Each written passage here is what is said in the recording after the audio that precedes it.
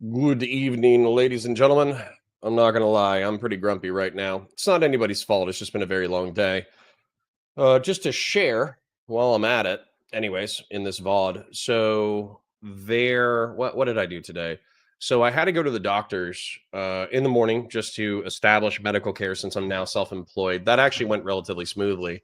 I got home. My youngest isn't in school yet because obviously he's like 2, and so as a result, he needs to be entertained. So after I did the short stream, because I knew that I was going to be doing, well, hold on. So I cut up a bunch of content. I uploaded it to the file for review by the editing team. Then I started live streaming. Then I got with the live stream. Then I went to the park. Then we went to karate. Then we went to the park. And now I'm back again. So it's not anybody's fault. I'm just tired. I'm dehydrated. I'm grumpy. And so, but we should have a good conversation nonetheless, because, obviously Lactoid is substantively smarter than a majority of the libertarian and right wing lunatics that we're used to dealing with. General Ballsack says, howdy. Well, good to see you, General Ballsack. Just to share with you, just because I haven't seen you in chat recently, I am live over on the Valor Media Network 20 hours a week. So if you type in Valor Media Network into your search bar, check out the content. I'm there. I'll be live tomorrow, 5 hours, probably noon to 5. Well, actually, maybe 9:30 to 2:30. I'm thinking about doing morning streams just to capitalize on everybody waking up. But I'll be live either way, 5 hours a day, tomorrow, Thursday, Friday. So if you're looking for content, hanging out with your boys, having a good time, chit-chatting, all that kind of stuff, then that's what we can do. Jeff Lewis says, good evening. Let the boy watch Warhammer on secret level. That episode was sick. Well, I mean, true, but I already did my breakdown on it. Right now, I'm working on the Space Marine 2 movie breakdown, where last week I did the breakdown of the Death Watch scenes and Titus getting impaled by a Carnifex. And then this episode will, of course, be doing him getting reborn and then taking out the orbital guns. So I know that it's not always fun to, well, I mean, I think it's fun, but I get that some people might not respect all the cinematic moments of Space Marine 2 as a video game and a cinematic. However, I do think it's a genuinely beautiful piece of art, so I have no problems with it. John says, oh, snap, it's Connor. Well, oh, snap, it's John. Good to see you, buddy. Jonah Boy says, we back? Yeah, we are. Hello. Real and Sweeko says, what's up, big man? Nothing much. I should have worked out some more today. I only did one set of tricep workouts, and I only did one set of chest workouts. So I need to work out a little bit more, but no steroids, lift it, no specific diet, just lifting 2 to 3 times a week. I think I'm doing okay. Got a little bit of a belly, but that's all right. I'm almost 40. I'm allowed to have muscles and a little bit of a belly. Bud123 says, dog. Yes, there's a dog here. There is a dog named Bo. He is 13 years old. He's probably not long for this world, but he is a beautiful soul. So Jeff Lewis says, nice, great game. Stopped after that early tower level, though. Tower level. Do you mean like the radar tower where you had to knock all the, what do they call them? The gargoyles off of the radar tower? Because that one was kicking my butt. But what I ended up doing was I just dropped down a difficulty level and then I played through the rest of it, no problems. The main problem was parry. So I thought that the parry button was something that you only press when you see like the blue circle. However, if an enemy is attacking you, you can actually press parry randomly and it'll set you up for follow-up strikes. So you can use the parry button way more often than just the blue one. The blue one just sets you up for a quick time event that then will like regenerate health and stuff.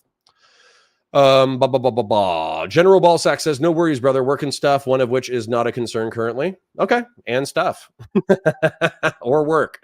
Bud123 says, I've only been doing push-ups lately. Well, hey, a little bit of something is better than nothing, right?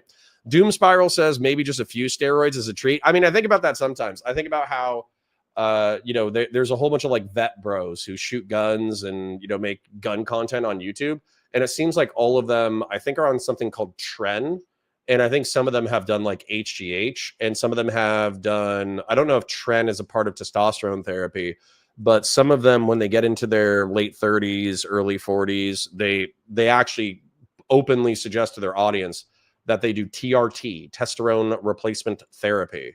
And then they all get like jacked and aggro and talk crazy shit and get pimples and cheat on their wives and all that kind of shit. So, yeah.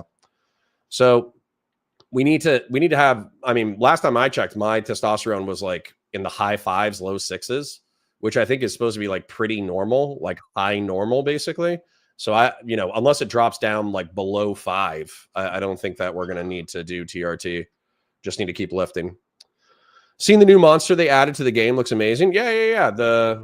I forget what it's called, but it's basically like a giant tunneling snake monster Carnifex beast. It's pretty sweet.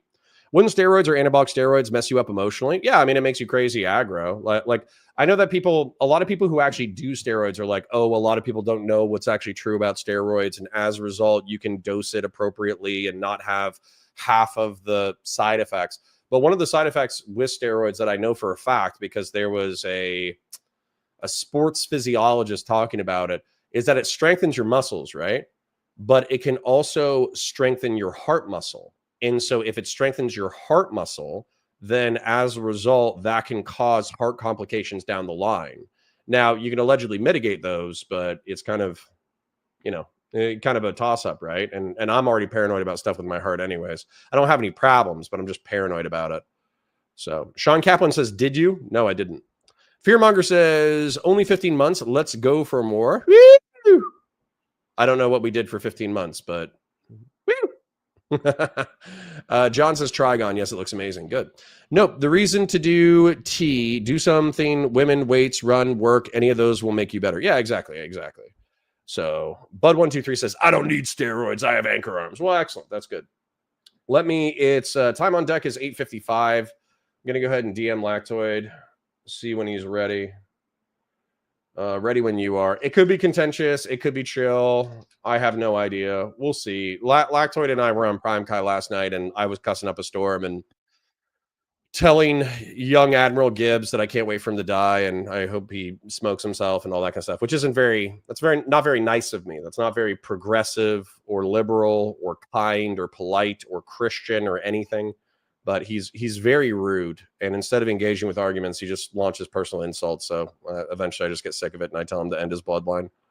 Sean Kaplan says, sorry, keyboard issues. Did you see the Oblivion remake released today? I did.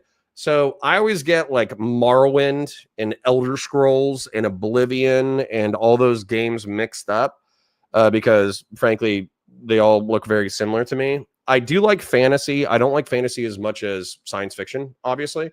The trailer looks really good, but I also I'm just going to be real. I don't have time to wander around in fantasy settings with like my knife out and ready to throw casting spells and shoot creatures with bows and arrows. I just don't have time like that, right? Like I need to show up, I need to kill something, I need to log off. You know what I'm saying? I don't have 90 minutes to go on a side quest to pursue a dragon. I need to log in, play a mission, kill 1,000 enemies, and then log off. That's what I got time for. John says it's a remaster, not a remake, but the game is amazing. Good. Audacity says, nah, it's pretty progressive to tell people to kill themselves.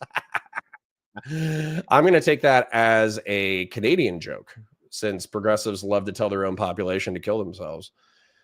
Joda Boy says, I'll probably be lurking, going to be studying for some final exams I got tomorrow. No, that's good. You do you, man. I appreciate you dropping by and dropping some chats. That way I just know some of the regulars are here. It's good to see everyone as always.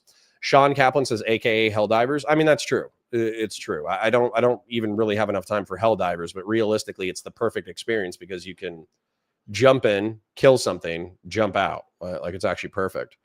Mullet Baby 01 says, Cuck points. Who are you gonna slur on today, fuck boy? Mullet Baby, you can either change your attitude or I can kick you from the chat. That's fine by me. So, paid cuck. Oh, okay. You're just gonna be like that. No problem. Don't worry about Mullet Baby. You can go fuck yourself. So. And for people who are not Mullet Baby, I'm going to make something clear for chatters. This is my channel. This isn't Valor.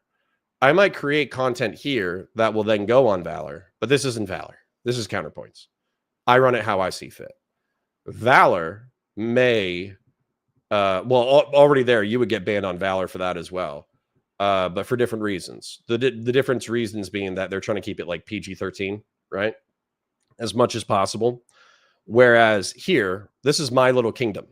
So if you want to come in, you want to say, hey, Connor, I have issues with your perspective with X, or I think you're an a-hole because of Y. I have no problems with that. Like literally, come in, tell me your problem with me. I don't care. But I'm not saying every single time, 95% of the time that somebody comes into my chat and they're being insulting, it's because they are upset because I collaborated with Brianna Wu, collaborated with Progressive Victory, or collaborated with Destiny. And to be honest, I don't care. Okay.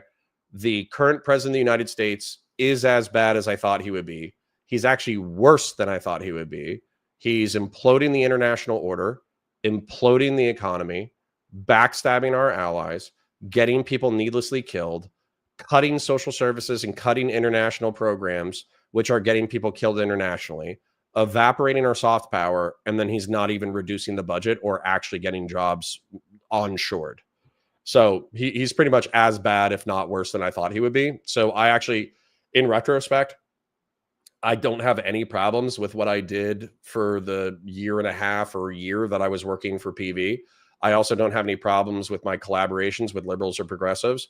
And pretty much my never Trump perspective has been validated 10,000 fold since January 20th.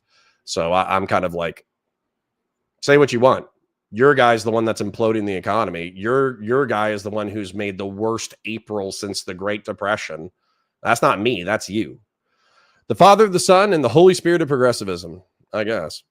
Trump hates Western hegemony, might as well be Noam Chomsky. I mean, yeah, I mean, pretty much, right? So that we watched a Shue on Head video, and Shue on Head is like a communist that conservatives like. And we were watching it, and just you saying that, I'm kind of realizing the reason why they like Shue on Head.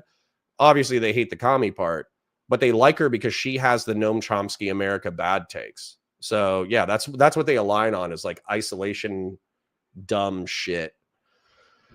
Hey, can you babysit my kid too? Yeah, Haywood Jablorn. If you're in Central Florida, drop him off. Give me a time and a date. Whatever you want to do. We could go to Disney.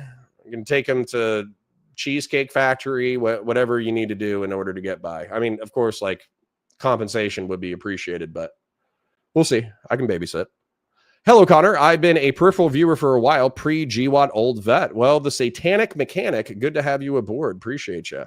Most of chat is going to be live on YouTube, but I do appreciate you being there on Twitch as well. Twitch we're not as popular on, but, it's good to see you. If you talk in chat, I'll respond. Chad fight. True. Shue has the idea that everyone in government at any level is Mr. Burns level evil. Yeah, Johad Gaynor. I agree. That's what was so stupid. So we're watching this video, and of course I'm getting like increasingly mad as the segment's going on. And the reason why I'm getting mad is exactly what you said. She's talking about like USAID is not like, she's like, oh, in USAID it's not even giving money to foreign countries. It's working through American NGOs. And then we look at the top NGOs, and it's like a construction company that was accused of corruption. Okay, got that. But the biggest one was like Catholic charities that provide adoption and hospice services internationally. And it's like, Shue, you're mad that the government, her husband is a trad Catholic, by the way. So you're mad that the government is giving billions of dollars to the Catholic services in order. Oh, Vlad, you banned me. Did you get unbanned? Put user in timeout, ban and delete their comments. Well, I don't know how you're back. I promise it was a slip of the finger, Vlad. It was not on purpose. You're my resident schizoid rightoid. So my apologies. Although it is unsurprising that you have an alt with the same name. I do, but do you want to do it on StreamYard? Is that okay?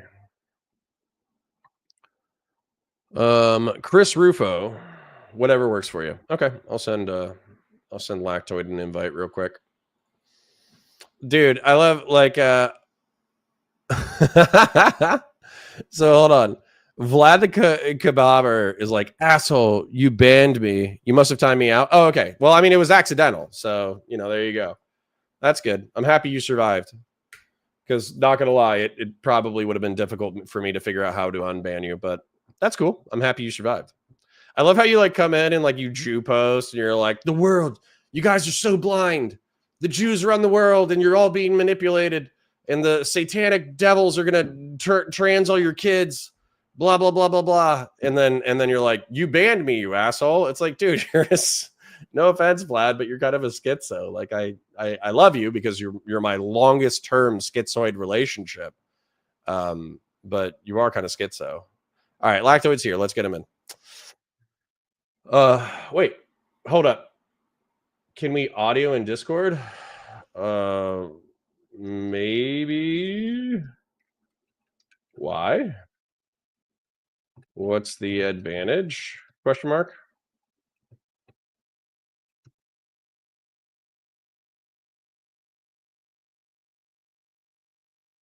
Hold up. Can we do audio in Discord? I wonder if he thinks like, oh, you're gonna mute me. It's like, no, it's not that kind of conversation. My push to talk mic settings are set up in Discord because Prime always does voice in Discord. Yeah. I don't care. Yeah, that's fine. It's a push to talk thing. But I'll just call here. That's easier.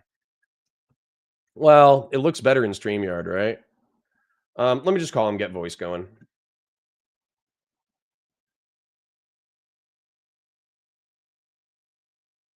Oh no, that is easier. Hold on. Can you hear me?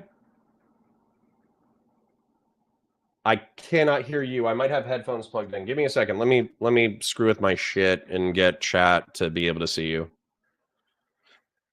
Let's present.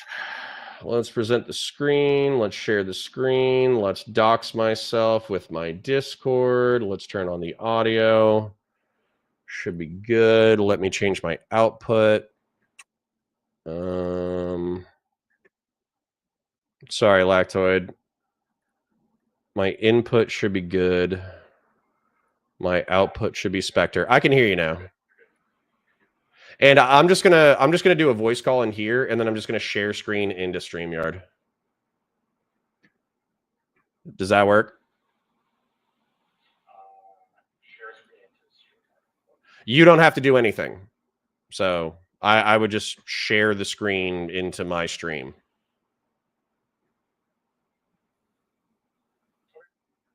Okay. Yeah.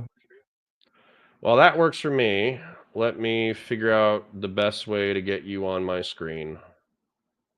That works. Okay, cool. Well, good evening, Mr. Lactoid. Good to see you. Good to have this conversation. Can you introduce yourself to the folks at home who may not know you and may not know your political persuasions? Yeah, I'm Lactoid. I'm a libertarian attorney, and I do libertarian content. Okay, and then are you American or Canadian? I'm an American. There's a running meme that I'm Canadian, but I'm not Canadian. Okay, cool. Then the reason why I reached out is because I watched your performance on Tim Pool, and I of course agree with Wick more because Wick was more the Ukraine simp or whatever. But I felt like you had a line of argumentation that was pretty solid, which was basically like, well, you hold these liberal principles here, but you're not holding them here, and then you're also okay with these violations of law. Why are you okay with these contradictions? And I found myself not really like yelling at the screen, but I was like, I could explain these contradictions almost perfectly from my perspective. So I wanted to have this conversation with you basically to go over it. So do you want to, it's up to you on how we dig into it, but do you kind of want to give your overview on the Ukrainian conflict or American geopolitical position in general? Sure. So just to overview, I mean, this is basically what I said on Tim Pool, which is that my overall position is that the U.S. should not be supporting Ukraine. We should be pulling back the money that we've been giving them. It's over or just under $200 billion now, and we're at a little bit more, probably a lot more, but we don't know exactly. But kind of lower estimates put it at like about 500,000 dead, and then another 500,000 wounded. The whole thing is a travesty. And when you actually dig into the history of what happened, what were the causes of the war, I think America is much less of a good guy than we want to give ourselves credit for. And the framing of this, I think, by a lot of the pro-Ukrainian people is, well, this is an ultimate fight between good and evil, right? This is the fledgling democratic nation versus the evil Russia. But again, when you dig into the history of this, you're going to realize that actually Ukraine's kind of a thug, and Russia's kind of a thug, and right now it's a gang war that we have no business being involved in. So, give me 1 second. Sorry, I muted myself just so I wouldn't get any feedback. So, I kind of want to dig into that a little bit just because I'm curious. So, we have in my summary of history, we have the Soviet Union through, like, I don't know, what was it, like 1989, and then the Soviet bloc dissolves, and so the Soviet Union kind of is no longer. But Eastern Europe Really, develops 1991. Okay. But Eastern Europe develops a reputation for corruption and graft and death and drugs and stealing automobiles and all that kind of crap. And so it's viewed as kind of like this, effectively like a European no-go zone of the former Soviet states.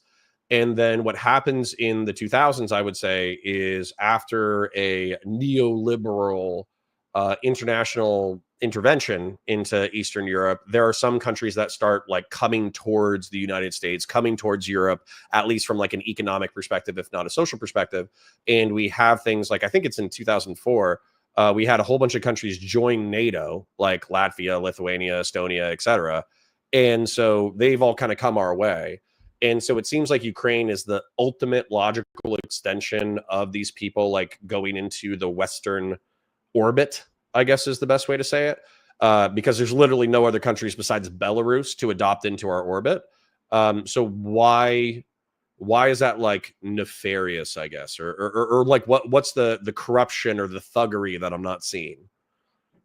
Okay, so each of these countries has a different history and a different relation with Russia and the West, and I think they have to be analyzed on like an independent basis. I said this during the debate. There's criticisms you can levy against Russia on a lot of things, right? Chechnya, actually, I'm somewhat critical of Russia on what they did to Chechnya following the dissolution of the Soviet Union. I think that when you look at the Baltic states and Poland, especially, those kind of four countries, there are very, very explainable historical reasons why they're going to have a much more pro-West lean, and why very quickly following the collapse of the Soviet Union, you had those areas shift towards a pro-Western stance almost immediately. That all makes sense. My problem with Ukraine is, just because a country does something bad, and you can say, well, look, this kid's the troublemaker. I think that it's not fair then to just look at every single conflict and say, well, that's the troublemaker in a vacuum. We just sort of come to the conclusion, right? Because we have this view of how this country operates. I think that if we did this against the U.S., you would also come across, like, you could come away with this, well, America's evil, right? Based on our actions in Iraq and Afghanistan and Libya and Syria and all sorts of other interventions, even though, and also Belgrade and Yugoslavia. But there are moral arguments and moral justifications that the U.S. has for its interventions, and some of them I would even agree with. So specifically with Ukraine, I think that a lot of people, and I'm happy to get into as much detail as you want to, because I've looked into this extensively. Ukraine specifically, it's not just that the Ukrainian people were like, let's go, this is something that's super popular. There was a coup against the democratically elected government, and the democratically elected government was overthrown. And it's not like all the Ukrainians were on board with this. Most weren't. And the people who really weren't were in the East and in Crimea, and they wanted to leave. And the response from the Ukrainians when they tried to leave was force in the Donbass specifically. They couldn't do anything in Crimea because the Russians were already there. So, if we care about self-determination, and if we care about democracy, and if we care about constitutional order, and if we care about what the people want, I don't think that we can just go around and cooing everybody like it's banana republics in Central America in the 1970s and 80s, right? And this is really what happened. Can I give you the pro-Ukrainian narrative, I guess, sure. and you could try to correct it if you would humor it. So the pro-Ukrainian narrative that I had is that there has been antagonism and vacillation in the Ukrainian state back and forward since the fall of the Soviet Republic, because Ukraine was a jewel in many ways in the Soviet Union. Obviously, like, it has a lot of natural gas, it has a lot of wheat, A lot of Soviet forces in World War II were from Ukraine, and so there was this kind of like this pride of the Ukrainian soldiers being one of the vanguard of the Soviet army, and so there was this like historical tie. The arguments from the Ukrainians, though, is that after World War II, they were, well, maybe it was even before. I don't know the exact years of the Holodomor. I'd have to look it up. But Russia effectively treated Ukraine like a vassal state that resulted in the starvation of hundreds of thousands of their people. Also, there was intentional ethnic displacement in Eastern Ukraine and in Crimea specifically, where like the reason why there's ethnic Russians in Eastern Ukraine and in Crimea is because they were moved in by the Soviet Union. And so while there's this pride of historically being the part of the forces that defeated the Nazis, there's also this antagonism against Russia where Ukraine is being treated like a vassal state. This is exacerbated by some of the abuses during the Soviet era. And then, of course, like one of the most famous ones is Chernobyl, where effectively like Russian or Soviet incompetence, depending on how you want to define it, led to one of the worst radioactive disasters in history. It could have been worse, but it was also probably the worst that we've had. And so this vacillation between like Russia and the rest of Europe, the people who were participating in Euromaidan, they thought that I always get Yanukovych and Poroshenko, or at least last stream I got them mixed up. But correct me if I'm wrong. Yanukovych was the elected leader, right? Yeah. Right, who was deposed. And so Yanukovych partially appeased segments of Ukraine, saying that he was going to gravitate more towards Europe, but then during his actual term, he gravitated more towards Russia, and that's actually what instigated the protests. That's the pro-Ukrainian narrative. So what am I missing? Sure. So, I mean, we can just start, I guess, from the earliest history that you mentioned and then move forward from there. So, the Holodomor happened. I'm not like a Holodomor denier. And I'm definitely not a Soviet Union apologist, right? Communism is evil. So I'm perfectly fine criticizing the Soviet Union. I think that the Soviet Union was in many ways incompetent. And you could say, you could point to the leadership incompetence for the disaster. Sorry, real quick, just for the sake of completion, the Holodomor was not during or after World War II. It was from 1932 to 1933, so it was pre-World War II. So just wanted to share that. Pre-World War II. That's why so that's the earliest thing you mentioned, right?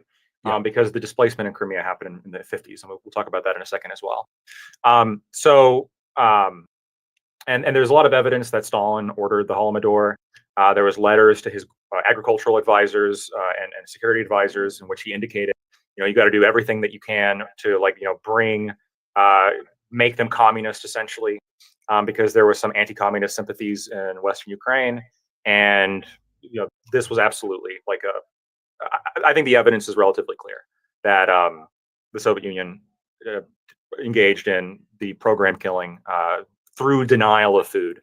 I mean, the estimates are all over the place, but I'm willing to take the high estimates for the Holodomor. I'm not a Soviet Union apologist.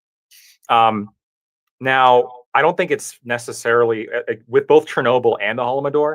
I don't know how much you can blame like the Russian state for that, given the structure of the Soviet Union at the time and how it was like a centralized union of a whole bunch of different states, and how Stalin himself was from Georgia and he wasn't actually even ethnically Russian. But again, I mean, that's like, I guess, a really complicated question because the power structure was located in Moscow, but the leadership that made those decisions wasn't necessarily Russian. And in some respects, the Russian state is like the holdover from the Soviet Union.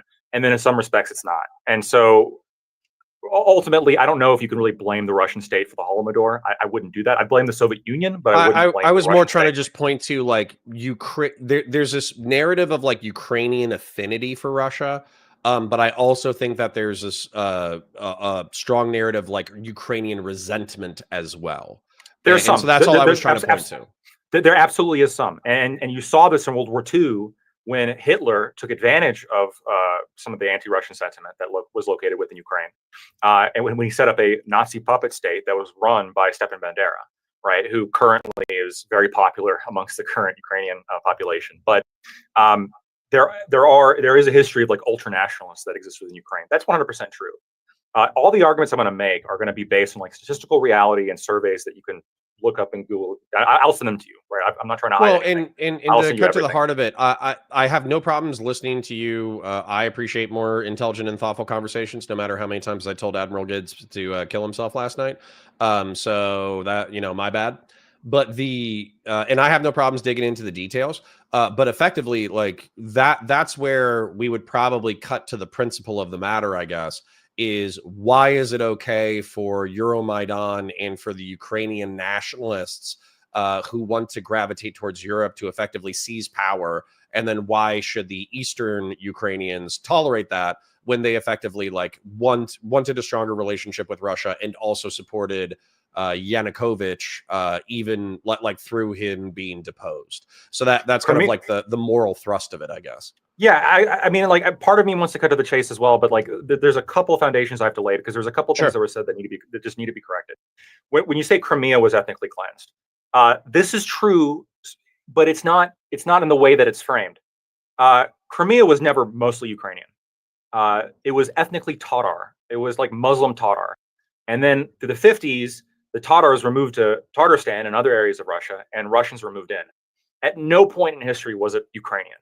And so, the philosophy here of like, well, Crimea is only ethnically Russian because the Russians were moved in, I guess, and America's only ethnically European because the Europeans moved in.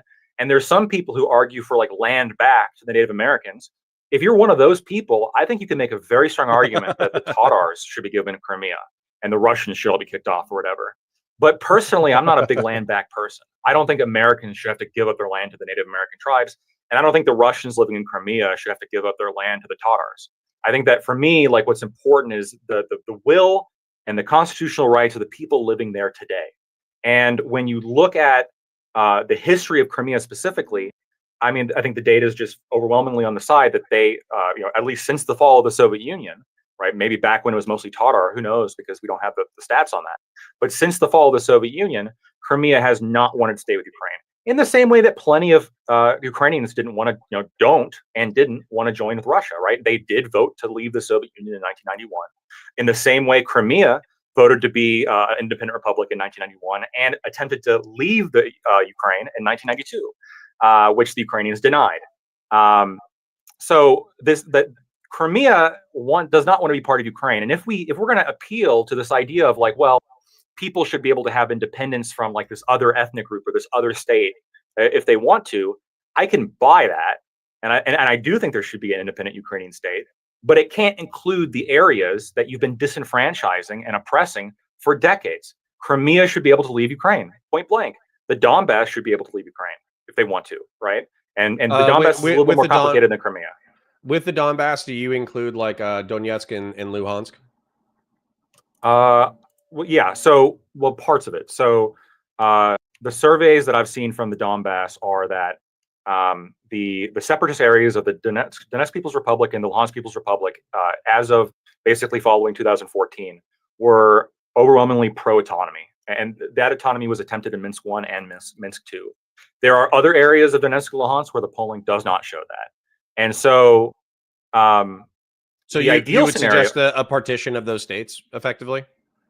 So, well, that would have been the ideal scenario in 2014. The problem is we're past that now because the Russians they've invaded, because that didn't happen, and every attempt has basically failed. Yeah, so you failed. You might find me, my chat's going to hate this, but it's true. You might find me more sympathetic than you would believe, because while I would still make apologia for actually where we're not going to agree is I think that the America should effectively continue to support Ukraine and should also have some kind of security guarantee and should also help them develop, like, diplomatically, economically, socially, militarily, all that kind of stuff. I think that it's in our interest to add them to the liberal hegemonic order, if you will. However, where we probably agree is the fact that I think that we have been staring at a stalemate effectively since 2022. And I understand that it's still like a relatively young war. It's like 3 years or whatever. But like you said, there's been 250,000 casualties on the Ukrainian side, 250,000 casualties on the Russian side, probably another 500,000 on top of that. that are wounded. I think it's like maybe 1 million total, like dead or wounded. Yeah, as far as like it's probably more than that. But yeah, those are the numbers that we currently have, and we haven't counted up everything because the war's not over. Well, and there's also a geopolitical reality here where I don't see that even if Ukraine was to have breakthroughs and somehow break the back of the Russian army temporarily, I still think that you would have partisans in Donetsk and Luhansk that would continue the fight and effectively do a counterinsurgency. So why are we going to trade tens of thousands of Ukrainian lives in order to reclaim an eastern part of Ukraine that those citizens don't want to be a part of Ukraine anyways? Like so who cares? Now, well, I mean, obviously you should care, but if they need to go, they need to go, basically. And I would focus, if I had the ear of the Ukrainian government, I would say let Donetsk and Luhansk, the current borders, go for the sake of focusing on your own internal development. But I would also say that Ukraine should be a part of NATO after that's done. Now, when it comes to Crimea, I hear what you're saying, when it was majority Tatar. I think that the United States should be a hegemonic power, but it shouldn't be a ravenous hegemonic power. And so, as an example, or not as an example, but as a data point, there are 2 warm water ports that Russia had control of. One of them was in Tartus in Syria. They just lost control of that under this new Syrian government. And then the other one is in Crimea. So I don't need to totally destroy the naval capacity of Russia for the United States to be the preeminent power on the world stage. And letting them have Crimea, I don't think is skin off of anybody's ass, except for, frankly, Ukraine. That's kind of my thoughts. Otherwise, I'll just keep yapping. What do you think about what I just said, though?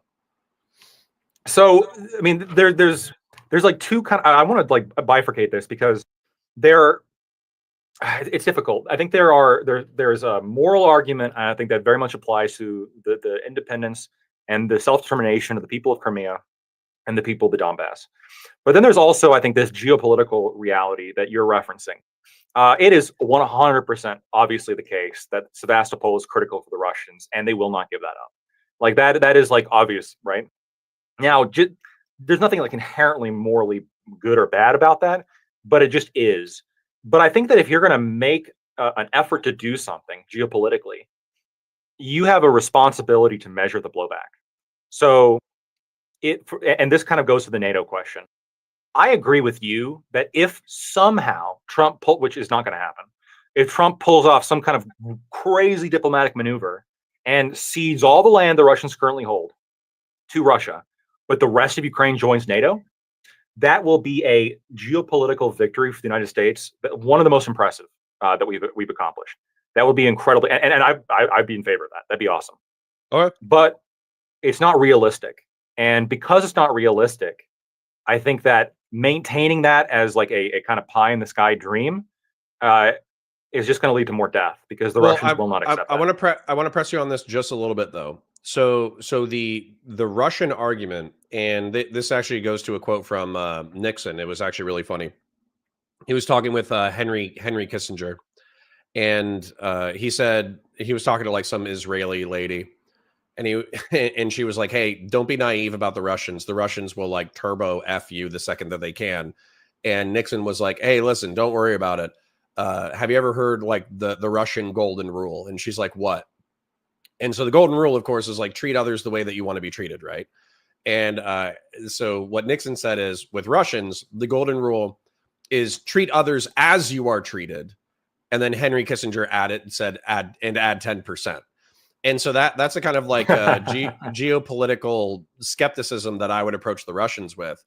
However, I do think it's weird, and I wouldn't accept this as a Russian argument because they say, oh, Ukraine is right outside our border. It's really close to Moscow. It gives NATO easy access. It makes us uncomfortable. You guys are being aggressors. You're putting military right next to our stuff. But if you look at Lithuania, Estonia, and Latvia, those are also all, like a few hundred miles from Moscow and St. Petersburg. And now with Norway being added, well, hold on. Was it Norway or Finland? I think it was Finland. It was Finland and Sweden. Yeah. So Finland being added to, NATO, that's even more true. So what's the difference between 4 countries being a few hundred miles away from your capital and 5 countries being, a few hundred miles away from your capital? So Finland, I genuinely think the Russians weren't expecting that. I think Finland is nothing short of just a geopolitical loss for the Russians. Um, and honestly, the Russians have been taking a lot like geopolitical losses since the fall of the Soviet Union. Right? There was an expectation, informal, I agree, but there was an expectation that NATO would not expand following the collapse of the Soviet Union, and the different territories started voting themselves away in 1991. I'm going to give you the steel expanded. man. Can I give you the steel man of the counter argument to that statement of like not 1 inch east or whatever? Because that's like the famous quote, right? Again, I understand his arguments. The best argument I've heard is, well, nothing was formal. It was all informal. You guys are state actors. You should know better. That is a very reasonable argument. Well, and I think that Gorbachev or whatever was the person who was in power at the time. And even he said that, where he was like, yeah, like if this was actually like a negotiation on, no NATO expansion, then it wouldn't have just been like an off comment during a diplomatic meeting. It would have been a formal negotiation. And right, but it was his understanding. He has said that. Like, it was the understanding that NATO wouldn't expand in the way that it did. Okay, but and every time NATO expands, that is to the detriment of the Russians. Well, hold up. So to the detriment of the Russians within their sphere of influence, right? But at the same time, like we do understand that sovereignty, relatively speaking, is a function of like a state choosing its destiny. Yep. And so if there are a bunch of Eastern European countries who are like, you know what, being under the Soviet Union kind of sucked. And so if we can get Western Europe to guarantee our security and then we can develop better trade relations with them, then that's where we want our national destiny to be. Like that. Yep. Like I don't see anything immoral about that. Well, I can respond to that. I think that you're right. There's nothing necessarily immoral about that, and that's again my position when it comes to NATO. But when it comes to military alliances and weapon systems, it's a little bit more complicated than just, well, states can just determine for themselves. And the United States, again, like every great power, the United States has made that completely clear with our actions, right? And for example, right, the example I brought up during the Tim Pool debate, when we invaded Cuba in 1961 in the Bay of Pigs, right, that was a CIA operation, and we landed on Cuba, agents of the CIA, to invade Cuba. The next year, the Russians were sending them missiles to defend themselves, is what it was. And the U.S. said, no, there is no way you're putting missiles in Cuba. Now, you can make the argument, well, Cuba's sovereign. They want to have missiles. They want to be in alliance with Russia. Who are we to stop them? I get that argument, but there's also the argument of, no, if you're a great power, there are certain lines that we just don't accept. We will not accept Soviet missiles. Yeah, but if Canada tried to join SISTO, like the Russian-led kind of NATO equivalent, if Canada tried to join SISTO, we're invading Canada tomorrow. There's no way we're letting that happen. Same thing with Mexico. Like and this essentially was what happened with Ukraine, right? Well, Russia demanded that they never join NATO. I just want to point out a nuance of the Cuban Missile Crisis, though. So the Cuban Missile Crisis, the part of the reason why I think that the CIA was, well, and also just the United States government was so hostile to Cuba was obviously communism right on your doorstep. Not great. Yep. I think Cuba's like 90 miles off of the southern tip of Florida, something like that. And so you would have nukes, nuclear missiles, intercontinental ballistic missiles, effectively able to easily strike the American heartland without any forewarning.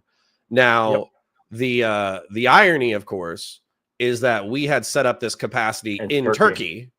And then when the Russians relented and said, "Okay, we'll withdraw our nukes from Cuba," we quietly agreed to remove our missiles from Turkey for the exact same reasons. We also promised not to invade Cuba.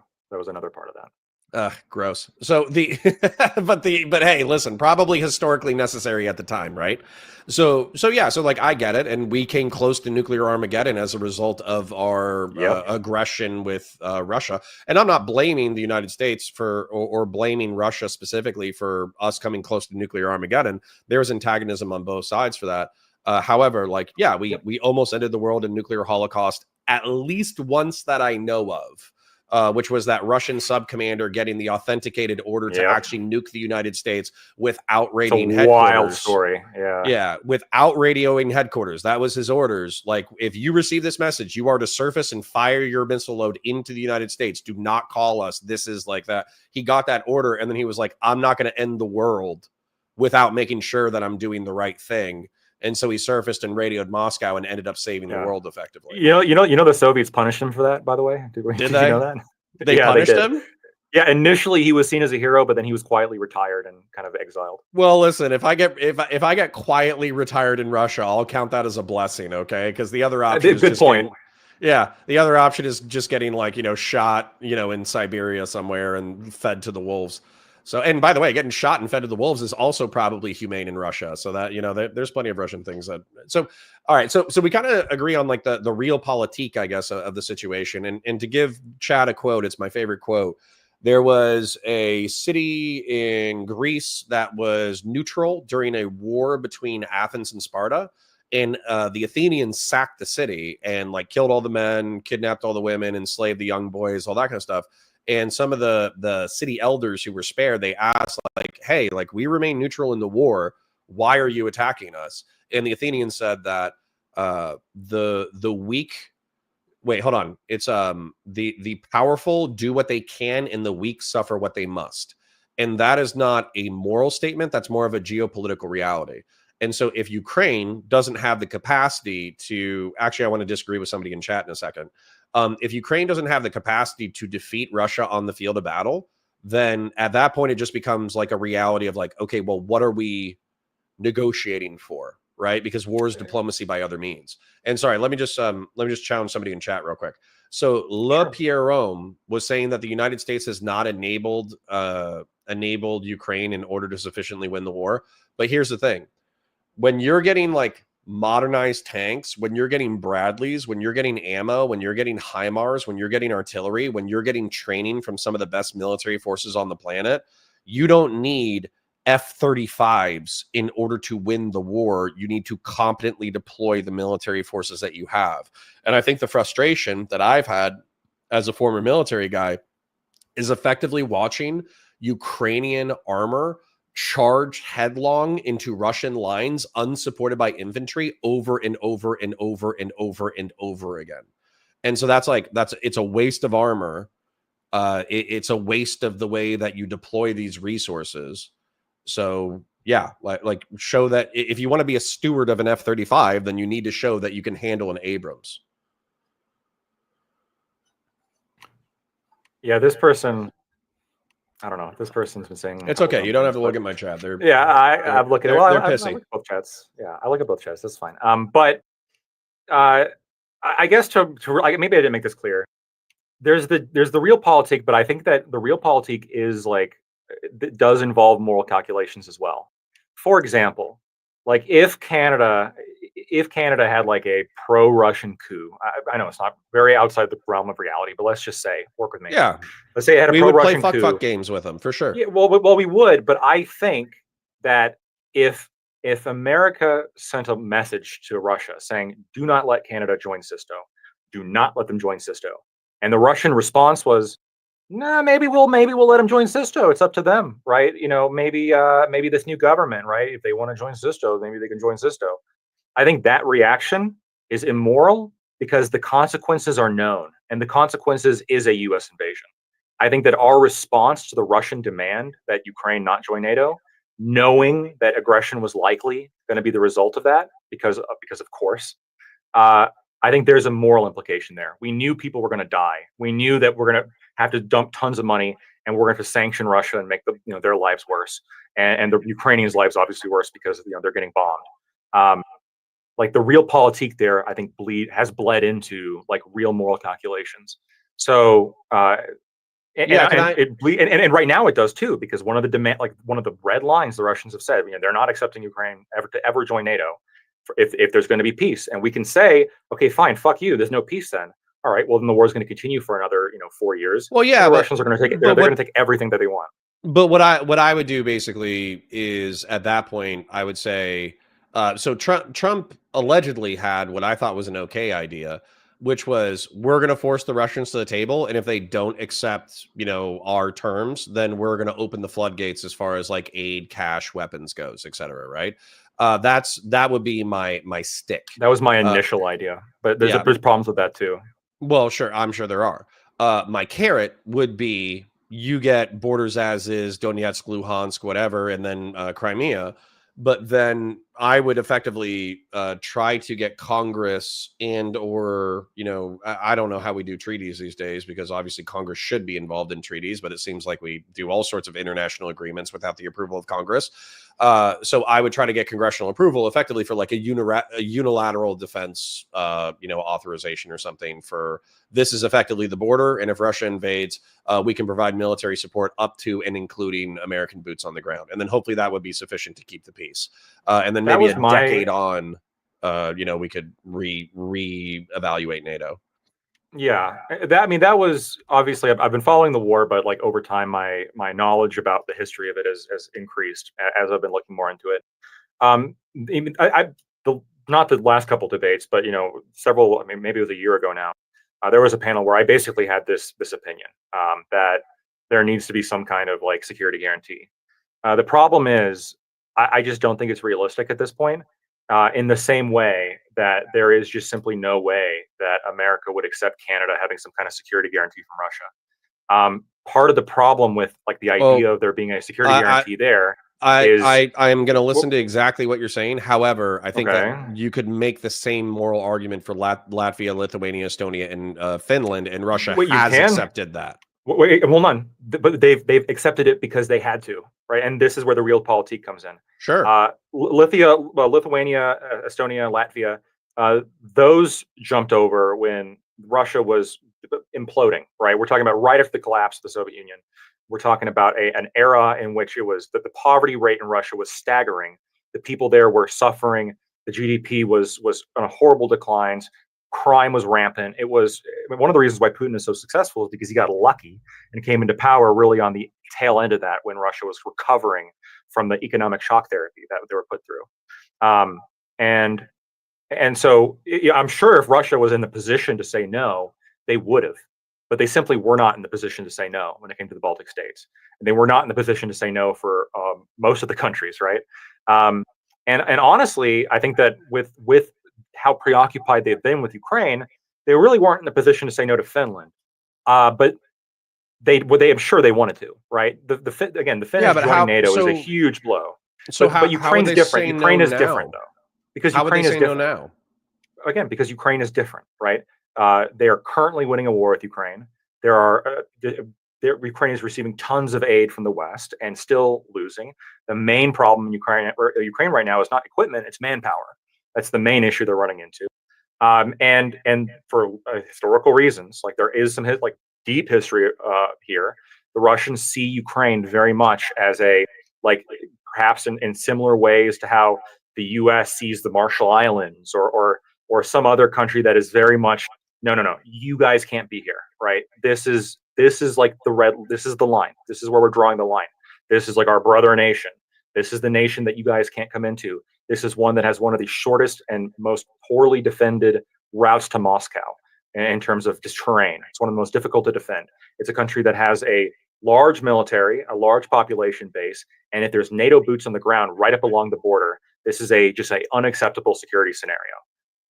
This is their argument, and this is the argument they gave a month before the invasion when they consistently said, they asked multiple times. They said, make them promise to not join NATO. Make them promise to not join NATO. I mean, and if they promised to not join NATO, I don't know if the invasion would have happened. I think they would have. I was about to say there's I have some skepticism there.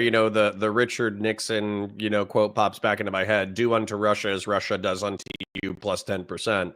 I don't know if that's like a good faith thing. Like promise not to enjoy NATO. Well, it's like, bro, if you're building up troops on my border, I'm not going to say I'm not joining NATO. You know what I'm saying? Like, that's the exact reason why it exists as a function. Well, it's not the only reason. And this is, again, something that comes from a lot of it's kind of a mentality that we have to combat. NATO is both a defensive and an offensive alliance. NATO is 100% engaged in unilateral invasions and attacks on other countries. Well, hold on. By definition, it's not unilateral, but you're saying Well, as NATO, the entity of NATO unilaterally has declared war, or not declared war, but attacked, like bombing of Yugoslavia. They bombed Belgrade. That was not authorized by the UN. That was a NATO action. okay. And Do you Yugoslavia did have not invade any NATO country. okay? Do you have and then getting into that. So let's talk. Let's zoom out just a little bit to morality, because I'm sure that we can talk about Serbia as a part of this conversation. So the reason why I like the United States, the reason why I'm kind of like a cheerleader for it, is because of things that I appreciate about our system of government and our culture, which is effectively like, I think it's enshrined in the Constitution, which is, freedom of speech, freedom of conscience, right to self-defense, up to and including, against a tyrannical government, due process of law, like all these ideas that are kind of like affirmed by the Constitution. And so I think that republics in general, representative democracies, are preferable to the kleptocracies, oligarchies, authoritarian theocracies, authoritarian communist dictatorships, et cetera, et cetera, et cetera. Don't compare me to the almighty, compare me to the alternative. So republics, in my opinion, are like a universal human good. And so when the United States or Europe or any republic that's a part of this like global economic order promotes quote unquote like capital L liberal values, either through soft power or hard power, I don't really have a problem. Like it's effectively kind of like, I don't know, the way that Muslims envision the like Islam conquering the entire planet. That's kind of the way that I view like the Republic. Sure. I know that's your position, right? Like, and this well, is I the wanted to ask position what your position was effectively. Right. Well, I think that geopolitics is complicated, and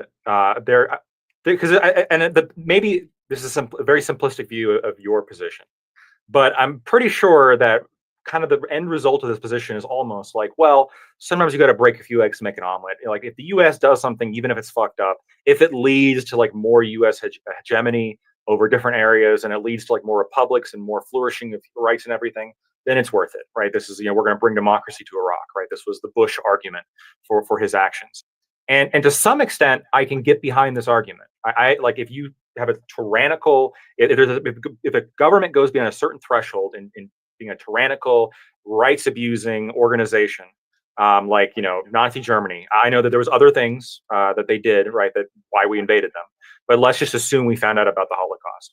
I think that would have been reason enough, right? We find out this is happening. No. This doesn't happen. We go in. Okay, that would have been a moral justification. But there's limits to this, because when you're about to go to war or fund a war, it needs to be explained to me, and in very concrete terms, what the goal is here, how we're going to achieve the goal, and is the goal worth it? And because although yes, World War II, like rescuing Jewish people in Germany would have been like a very good and noble goal, when we went to Iraq, we made the situation worse, and we geopolitically and in terms of the people living there. There's a lot of arguments that ISIS was born because of the U.S. involvement in Iraq. There's a lot of arguments right now that Iraq is basically in the grasp of Iran. We handed that country over in terms of geopolitical influence to Iran, which is just bad for our geopolitics. And there was blowback. We've experienced this in Vietnam. We experienced this in Iraq. We've experienced this in, to some extent, Syria. Like the new government's doing some pretty heinous shit right now. We experienced this in Afghanistan, where we were there for 20 years, blew God knows how much money, and the Taliban owns it all now. And in Libya, where they have open slave markets, like what I'm concerned about is the justification of, oh, we're just going to go in and make it better. I'm skeptical that we do that. I'm skeptical that we do that on any kind of consistent basis. What it seems like we do is we're like, yeah, we're going to go in there and make it better. And that's kind of the war cry. And there's some population that really genuinely believes that, and God bless them. But there is another segment, which is the corporate interest of, well, how can we make money off this? And how can we get involved? And how can we influence, like the military industrial complex? How can we, lobby Congress to do what we want? How can we get our money involved to make more money and get the government to do our bidding? And then without even necessarily knowing if the end result's going to be good. And we're seeing results where it's not. Yeah, can I? So that's what I'm saying. And when it comes to Ukraine, I think that's the position we're in. We're going to keep throwing money at this. And I said this during the debate, and this is like my ultimate position just on the geopolitics position of Ukraine. I think what's happening is the end result's going to be the same no matter what. The only question is it going to happen quicker, or is it going to happen slowly and more bloodily? Right. Those are the two avenues I think that are in front of us. Yeah, I think we should. Let's talk about kind of like neoconservative versus like libertarian, realpolitik, I guess, and kind of like the disasters and of military adventurism. Let's do that. But I do kind of want to talk about like what does the end game of Ukraine look like, right? Because that's probably that's probably a really important thing to hit on. So when it comes to these things, I am far from an idealist about like American military and soft power capacity to change the world. And part of the reason why is because like I lived through and served in the war on terror, and I saw the limitations of our hard power, and I saw the limitations of our soft power. However, that being said, I had this wild experience on a random Twitch and YouTube's political panel where there were like two Iraqis. I think they were both living outside of Iraq, but they had family back in Iraq. And they were like, oh yeah, like the invasion was terrible. The Civil War was terrible. The United States kicked this off. George Bush is a war criminal, this, that, the other. And then I kind of asked them out of curiosity. I was like, well, how's Iraq doing now? And they're like, oh yeah, it's better. And then I was like, well, hold up. Is it better than when Saddam was ruling? And both of them, even the guy who hated the military, like hated the United States military, blamed them for all the deaths in the war. It was like, yeah, it's better now. And I was like, this goddamn, like that's dope. And so the reason why I'm bringing that up is because if you look at the history of like the Iran-Iraq war, the Iranian Revolution, if you look at the history of American intervention by providing weapons of mass destruction to Iraq in the 80s, then you look at the sanctions during the 1990s, and then if you look at the early 2000s invasion, this was effectively like a 30-year story of geopolitical intrigue of the United States actively, at first, trying to limit the damage of a newly like independent and theocratic Iran, and then trying to do damage control for effectively a rabid dog that they had unleashed in the Middle East and North Africa. And so the Iraq invasion was a culmination of that. And now Iran has Iraq, though. You say that, but then that's the kind of question is like, well, the new balance of power is kind of like the old balance of power. I think they talked about it like the three pillars or something like that. It was like, or maybe it was the twin pillars of the Middle East and North Africa. I think that's what Nixon called it, which was effectively a friendly Iran and a friendly Saudi Arabia. Whereas now we have a hostile Iran and a friendly-ish Saudi Arabia. So I really don't know. Hundreds of thousands of dead, but I don't know if much has changed. That was a lot. That was a really long historical rant without much point. No, it's all good. There's geopolitics. We're getting into like a lot of different like avenues. I'll tell you this though. When it comes to actually like looking at the history of this, like you've been very good faith when it comes to just like I guess acknowledging some of just the facts of what a lot of Americans just either don't know or just refuse to acknowledge. A lot of Westerners generally, I would say. So, trying to like bring this, I guess, back to Ukraine a little bit. What do you, I guess, realistically speaking, if we continue to go down the route of like, okay, we're sending a few more, rockets, a few more bullets, a few more tanks, we're gonna like give them more. I mean, do you see the Russians finally saying, oh, okay, all right, they're gonna join NATO? No. Because there's just no way that's happening, right? And so because of that, and because of like the long-standing historical relationship between Ukraine and Russia, and the fact that a lot of funny business happened in 2014, right? That really shifted kind of the trajectory of Ukraine into this sort of opposition to Russia. I think right now, like geopolitically, like a huge part of this is like cutting our losses, right? Like Russia but this feels like to be very similar to like Kazakhstan, right? And they probably are going to be like Kazakhstan. Well, I disagree.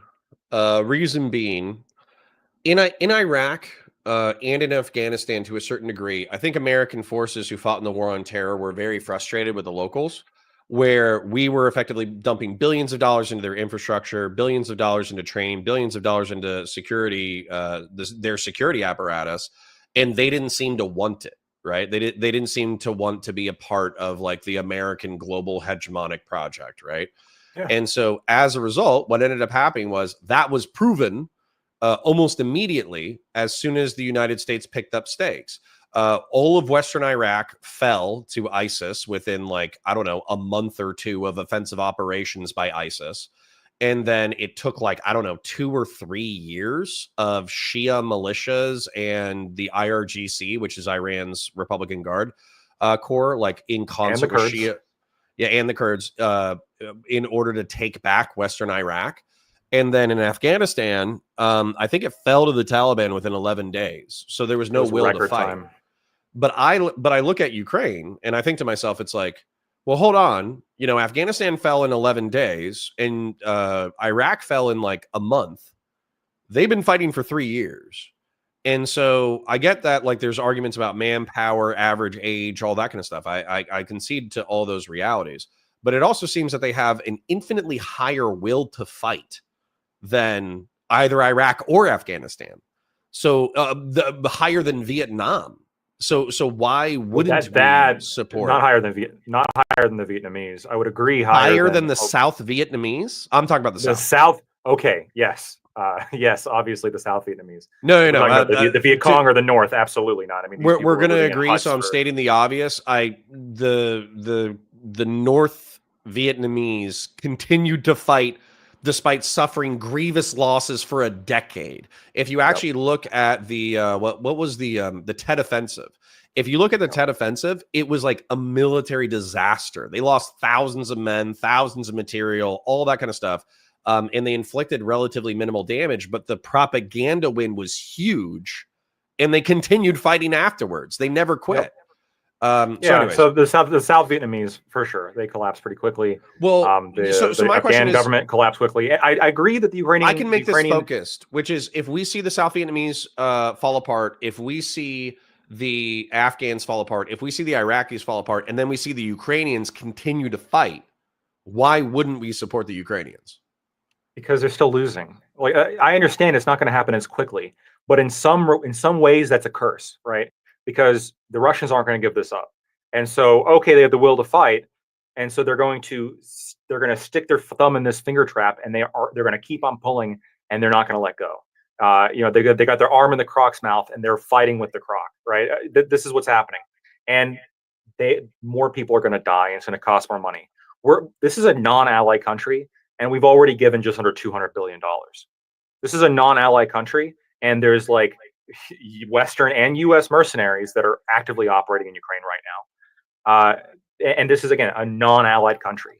We're doing all this for a non-allied country.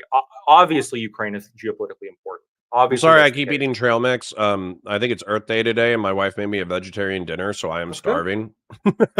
Eat as much trail mix as you want. That's good. Hey, trail mix is historically associated with the hippies and peace movements, and I think that peace would be a good thing. I'm very optimistic, or I'm not maybe not optimistic, but I'm very hopeful that like peace will happen soon. But I don't think it's going to happen soon if we continue to hold this position against the Russians, saying Ukraine's going to be in our sphere of influence when the Russians have made it clear. Not this country. This country is ours. They made that absolutely clear. Well, I'm going to be so the skepticism that I'm going to share. So oftentimes when I hear like Ukraine is losing, what I hear is about Russia just has more troops that they can feed to the meat grinder. That's one of the main points.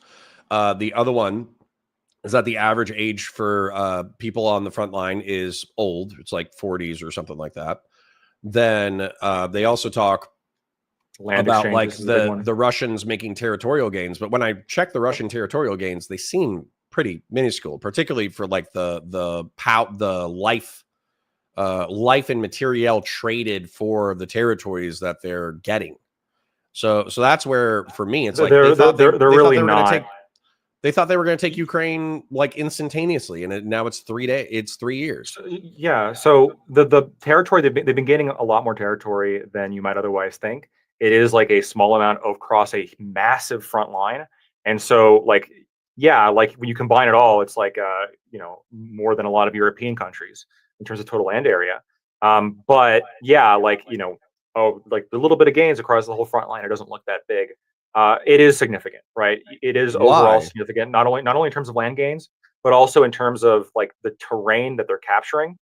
Um, the Donetsk area, the Donbass area, and going down to Zaporizhia and Kherson is very different terrain, right? It's kind of more of a little bit more hilly. There's more mining operations. It's more industrialized. There's large cities. When you get into kind of past that into like more Dnipro, it's the terrain opens up pretty dramatically. If the Russians get beyond the final defensive lines, which they're almost at already, if they get past those final defensive lines and they push like into Dnipro, I have no doubt that their gains are going to become much more expansive. Dnipro. This is the hard part. The Dnipro, though, now we're getting a little bit specific. We Mhm. should stick to principle, but I don't mind going specific. Dnipro to me means the river. So There's is two. there a So city? it's both a city and an oblast and a river. So there's the Dnipro River, that's like the big Thanks, river that kind of cuts through, thanks, and then Ukraine, there's making it simple. and then there's Dnipro. It's kind of like Mississippi, right? It's also a river and a state, Sure. and then they have the oblast of Dnipro, which is like the city is the capital of, and it's a pretty large province, but it's also again like the main defensive lines the Ukrainians have. It's a much harder territory to defend than what they've been defending. And so, The and much less, and that Mhm. area is less populated as well. Like, Yeah, I'm gonna share Bakhmut is a big something. city. I'm gonna pull up the map and take a look at it while we're dealing with it. And so we obviously have what I tracked was the Ukrainians actually successfully crossed into Kherson, I want to say. Yeah, Kherson. But then they're just holding this pocket around the city and they haven't made any exit from Kherson. They've just been holding it effectively. Wait, That's a city wait, on the far south side of the Dnipro River. It's effectively at the mouth that leads into it's the Black Sea, right? that hasn't moved for years. So Right. that is, Well, I mean, the both sides are the holding war's the only line been going across for the 3 years, river. but Which I uh, mean, to be fair, that is kind of a long time, and World War II is 6 years. I still think that I think they took Kherson back either last year or the year before. So, yeah, no, but I'm with you that we agree enough not to fight. So where I'm looking at the Dnipro River, there's Donetsk and Luhansk, right, which is on the eastern side of Ukraine. Mhm. Where is this city that is critical to potential Russian breakthrough, It's not a specific city. It's or the there's final, oblast? yeah. So there's final defensive lines, basically roughly in between like Dnipro and the Donbass, and then up in Kharkiv in the Donbass, right? And so, and then there's also the whole story with Kursk and Belgorod. There was another invasion to Belgorod that's been pushed back. In my opinion, I wouldn't have defended that the way that Wick did. Kursk was, in my opinion, Kursk was a distraction to just say, "Hey, Russians, we can hit you back."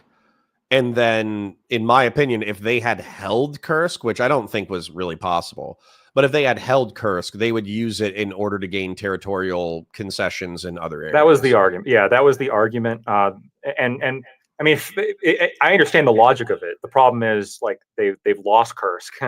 They tried to push into Belgorod when they lost Kursk. That failed. That attack failed.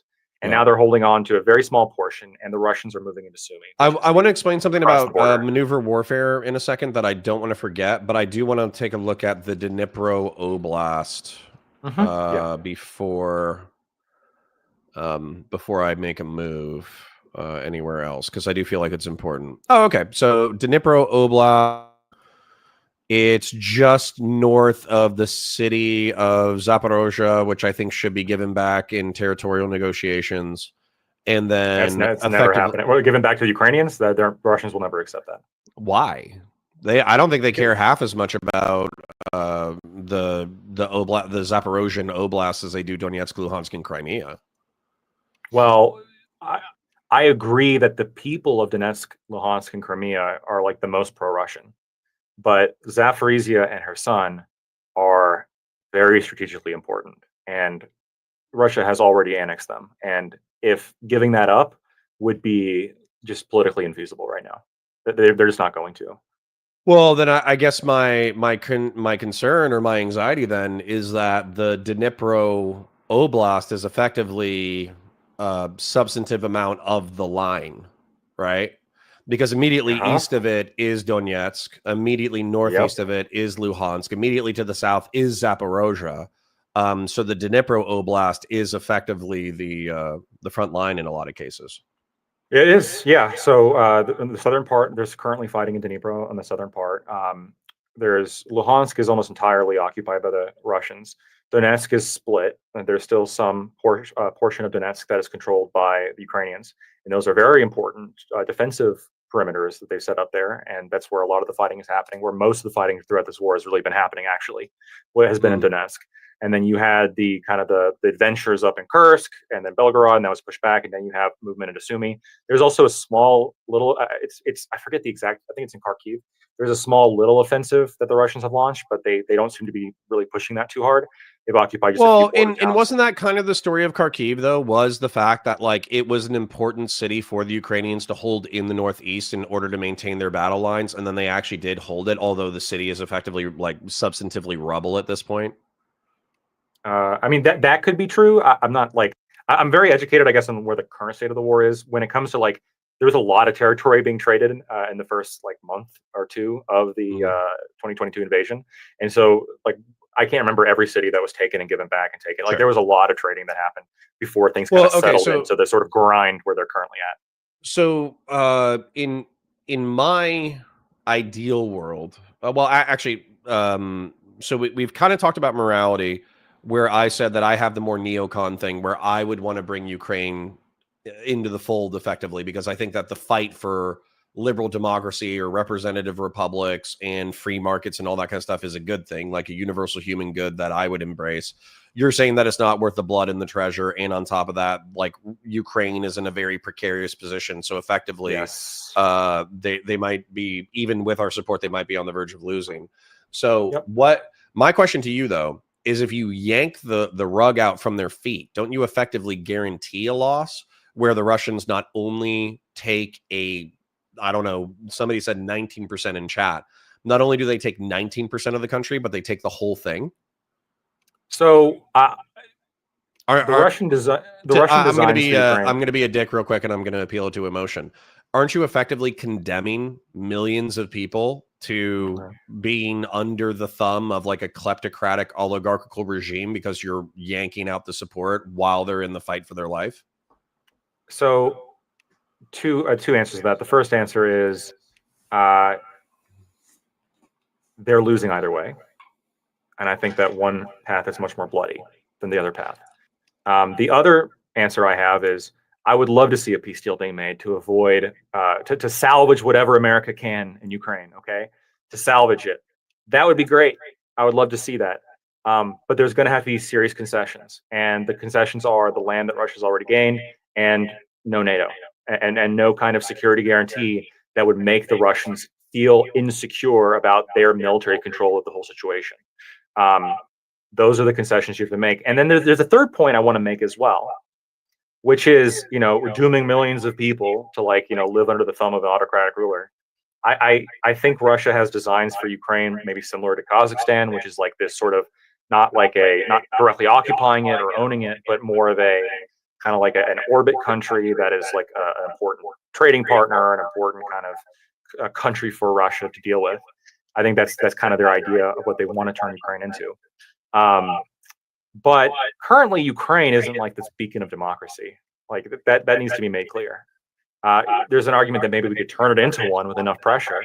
But I mean, have you familiar with like some of the domestic policy that's happening in Ukraine right now? It's like pretty horrific.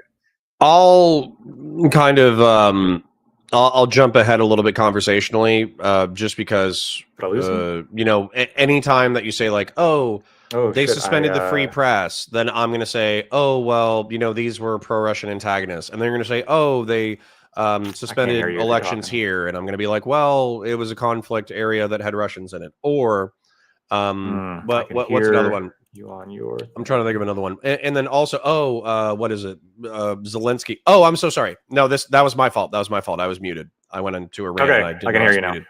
So my apologies.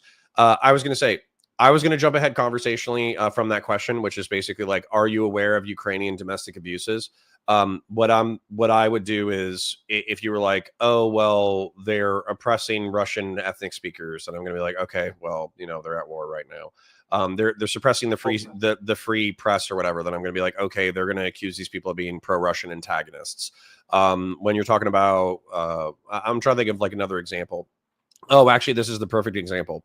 With Zelensky, like he's had power for like 10 years, right? He hasn't had an election in 10 years. Well, you have Putin who's No, swapped it's back and been forth. What's I that? think it was 2000. It was 2019, so not quite 10 years. Okay. Well, still, even 6 years, right? So I think he skipped an election somewhere, right? The Yep, he did. So I'm going to say, well, Putin has rotated back and forth between like the vice presidency, the presidency, and the prime minister position for like 30 years, right? Yeah. So I'm not going to compare them to the almighty. I'm going to compare them to the alternative.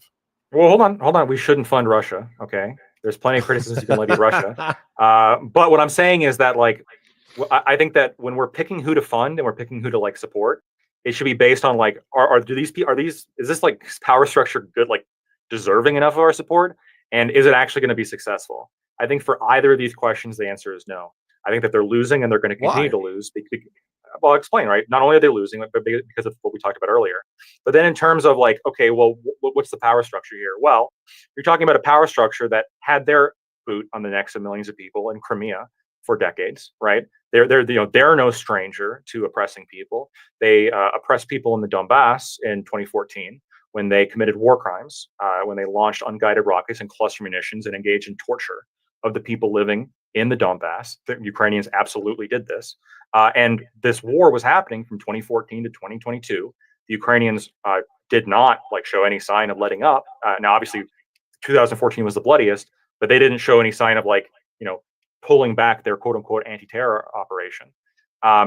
And since the war began, you have a lot of pretty autocratic features coming into Ukraine, right? They banned the Ukrainian Orthodox Church. They banned a religious denomination from the country. This would be like saying, "Oh, we're at war with Italy or the Vatican, so we got to ban Catholicism because the people there might be loyal to the Pope." We'll deal with the grippers. So hold on. Look, maybe, but that is like an essential element of the religion. Like canonically speaking, like there is a connection with the Ukrainian Orthodox Church and the Russian Orthodox Church. You can't just like the Pope has decried this before he died. The UN has been concerned about Ukrainian doing this. The EU was concerned and called an affiliate of the EU, the Freedom of Expression organization that's an affiliate with the EU.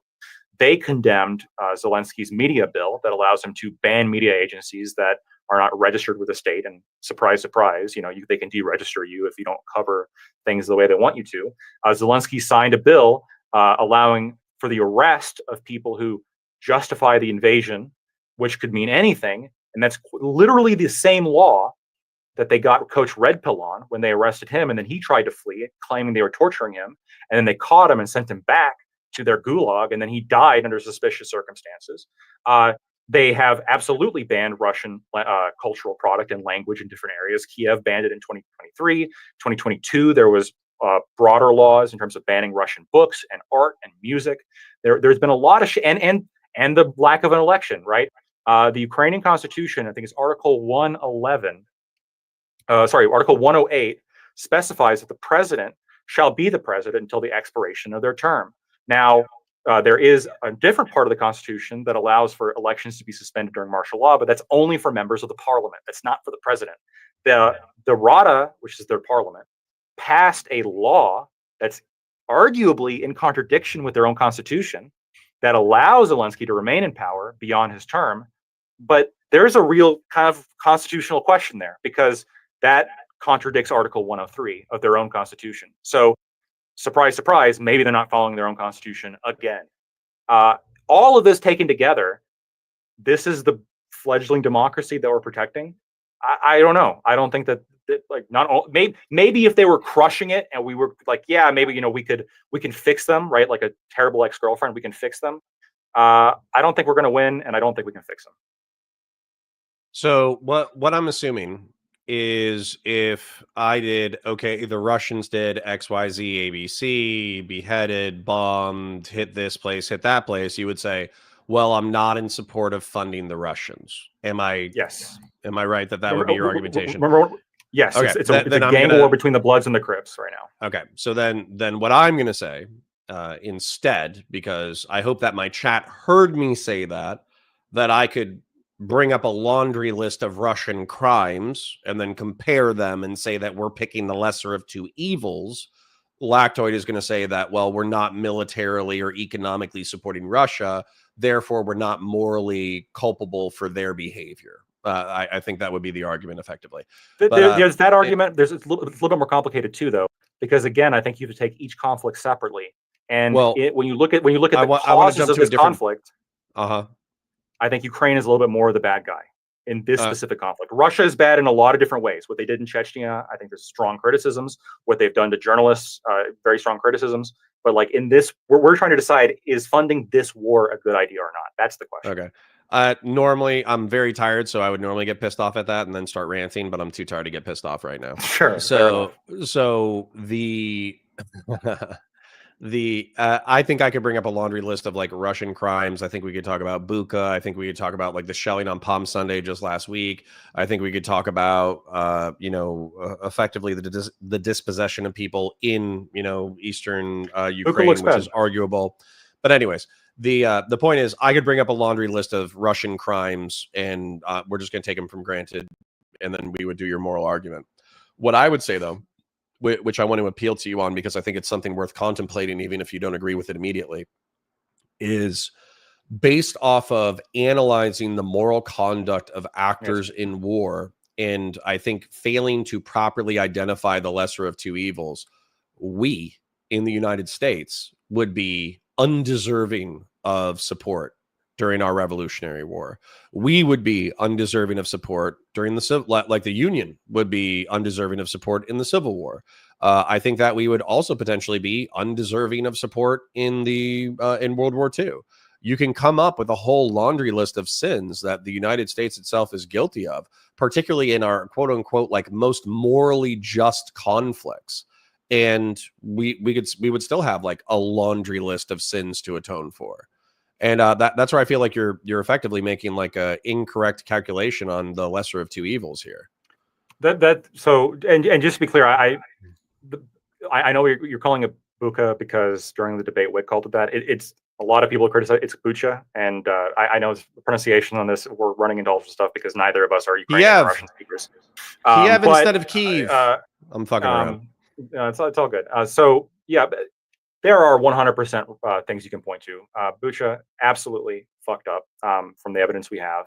It doesn't look good, and you're right. Like we're gonna acknowledge that, and I'm gonna point to, well, what about when the Ukrainians did this over here? And we're gonna go back and forth and compare like the actions. And sorry, just because one whataboutism is pertinent because I watched something on it recently. Dylan Burns with the Human Safari, where there's Russians who are hunting civilians with FPV drones in eastern Ukraine. So wait. So you got to be really careful about listening to that guy. Okay, he is an actual Ukrainian propagandist. This is happening both ways. Okay, drone warfare and hunting down people with drones. This is 100% happening on both sides. Okay. I'm sure you can point to this happening from the Russian side. This is 100% happening from the Ukrainian side as well. They're both using drone war. In fact, the Ukrainians really adopted it first in terms of it's not okay. But hold up, the question in the whatever they called it, the hunting grounds or whatever the hell they call it. Again, I'm tired. Is the fact that the targets are like their Russian forces are posting videos of them hunting civilians and glamorizing it. I know. Look, if you, I would challenge you to find. I'd be surprised if you could find a video of this where they're hunting down civilians. Even if you could find one, I mean, maybe it exists. I mean, I could just pull it up and probably link it. Sure. I'll take a look at it. I've seen a lot of videos of this. The current policy of the Russian armed forces here is not to target civilians with drones for both for a number of reasons, right? There's no reason to do it, first of all, but also it's a waste of military hardware, frankly, right? It just doesn't make any sense from like a war point of view. But the Ukrainians are launching drones that are hunting down Russian soldiers, and the Russians are launching drones that are hunting down Ukrainian soldiers. This is 100% happening on both sides. Well, I mean, sorry if I'm, kind of skeptical of this. This was another thing that I kind of took issue with in the debate. I felt like you weren't being sufficiently skeptical of Russia. You talked about the war orphans, where the Ukrainians were the abandoned children. Were relocating children back into Russia to be Russified and adopted by Russian families. Well, I mean, the thing about it is they can say that these are all war orphans who don't have any, immediate relatives in Ukraine, but the numbers are like 280,000 children. No, I actually saw this part. Let me clarify a few things. So the top estimates right now are like in terms of what they're considering to be like the abducted children, it's about 20,000. The other numbers you're looking at are the terms like the children that are moved that aren't being considered like abducted because they're like moved with the knowledge of their loved ones or with their loved ones. And by the way, that number is actually around 700,000, right? And so it's a relatively small percentage total that's being alleged to have been abducted. It's about 20,000 is the more recent estimates. Now, within this 20,000, and this is where, again, I think there was some misconstruing that was happening of the debate. And if you go back and watch what I said in the debate, I think this is very clear. Wick said that they're going over, pulling the children away, and the parents are begging for them back. Right. The framing of this indicates the Russians are taking the kids, pulling them away from their parents, and like abducting them into Russia. This is not what's happening. What's happening is the Russian armed forces is moving the front line because they're gaining territory. They're coming across children, as happens in war, in basements, and they're finding them in towns, in destroyed rubble, etc. And they are pulling them away from the war zone, which I think they have a moral obligation to do. I said this during the debate twice. There is a real discussion as to what the Russians should be doing at this point. And there's strong criticisms that the Russians aren't doing enough in terms of identifying the parents of the remaining amount of that 20,000. They've returned, I think, over 1,200. There's an argument that they're not doing enough to identify the families and affirmatively send them back. They are doing that. They are sending them back once it is identified and the kind of administrative process goes through. But I am sure that you can make an argument saying, well, no, the Russians need to do more. Fair enough. Well, why are you? But this is. I'm just out of curiosity. This is wholly different than the framing of this. They're going in and pulling the children out. When in reality, it's we find all these orphans and abandoned children in war zones, and we pull them out of it, and it's a war ongoing. So we try to find their parents, but we don't. We're putting some resources in, whatever, and then we got to deal with the kids. That's really what's happening. What is the obligation, the administrative obligation of the Russian state? That's the discussion to be having, not the Russian soldiers are abducting children from their parents' arms. That's just, it's wild. Okay. So I didn't see, to be honest, I probably got about 30, 40 minutes in, and I don't remember specifically Wick arguing that, but I don't think I would ever make those kinds of statements without seeing the evidence first. Right. Sure. But what I'm concerned with when I was watching this video, and of course, I'm not gonna moral frog about it, but what sources are you using? Because you're making assertions like the Russians are making good faith efforts in order to do X, right? Or they're trying to do Y. And so in my, understanding of the conflict, effectively what happened was we don't really have Russian media in the United States anymore. I mean, I think you can go out of your way in order to consume it. You can find Russia Today. You can go to their websites. You can do this. You can do that. They're still on Twitter. What's that? Russia Today is still on Twitter. Well, right. So I was kind of going to ask, what is your when I look at the history of conduct when I was growing up in the early thousands, this was the coolest but most fucked up story about Russian military forces ever. Okay.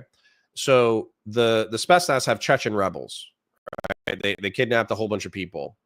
And the Spetsnaz, instead of going into the building, and this could be like an urban legend, I don't know, but instead of going into the building and then trying to like kill the terrorists and then free the hostages or whatever, they went into the building, they abducted a terrorist, they cut his head off, and then they threw his head back into the building and they said, if you don't surrender now, we're coming in and we're doing this to the rest of you. And so as a result, like the terrorists like surrendered or whatever. So that's like the Russian reputation militarily, in my opinion. So what sources are you trusting to be like, oh yeah, the Russians are doing the best they can? So I didn't say they're doing the best they can. I said that there are criticisms you can levy and that they need to be doing more, both when it comes to like identifying the families of abandoned children and also not doing things like the Bucha massacre. There are criticisms you can levy, of course. What I'm concerned about, and the sources that I get the information from is going to be like Western sources. When it comes to like on the ground, what are like the territorial changes and like the battle lines and what are the militaries doing? A lot of that comes from war bloggers that you can find. So that's where I'm getting the information. I'm not getting the information like from the war, from like Russia Today or like any kind of like Russian state media. I all the sources that I ever link for these claims that I make don't come from like Russian media or state media or like Russian affiliated media. All of it comes from like Western sources or like UN sources, non-aligned sources, right? Like Human Rights Watch, Amnesty. Do you have like a UN name for your favorite one? In terms of, I guess, for which specific claim? Yeah, like if there's like a war correspondent that you think does a good job. There's one. You're gonna laugh at the name though, so I'll send you. I might not know it. Yeah, I'll send you who it is. Is it Dylan Burns? No, it's definitely not Dylan Burns. Is it Will Chamberlain? No. It's Dylan. I got a lot of problems with Dylan Burns. He's been very dishonest, I think, in covering my arguments on this. But I understand you're friends with him, and that's fine. I'm not saying that. Well, I mean, I view myself as a pro-Ukrainian biased person, right? Now you could say that I've been suckered in by the State Department and Western media and all that kind of stuff. But for to some extent, yeah, I think a lot of us have. Okay, I definitely have. But I'm not as skeptical about like American hegemonic power as a lot of libertarians are. And the and what I would say too is like if you bring up these like series of like human rights abuses or whatever that the Ukrainian government has dug in, then I kind of think to myself, it's like, well, during the Revolutionary War, and just indulge me a historical rant real quick, okay? Yeah, I wanted to address this point that you made regarding America, but go ahead. I'll let you finish. Okay, so during the Revolutionary War, the American revolutionaries, they worked with Native American guerrillas in order to fight the British.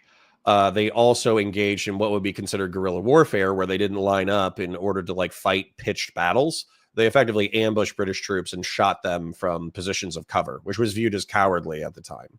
And so that's part of the way that the United States inflicted grievous casualties on the British, was by fighting in a way that was not deemed appropriate for the conduct of warriors at the time. When we look at like the Mexican-American War, where we effectively instigated like the war with the Western United States, New Mexico, or I mean the Mexican Empire, whatever you want to call it.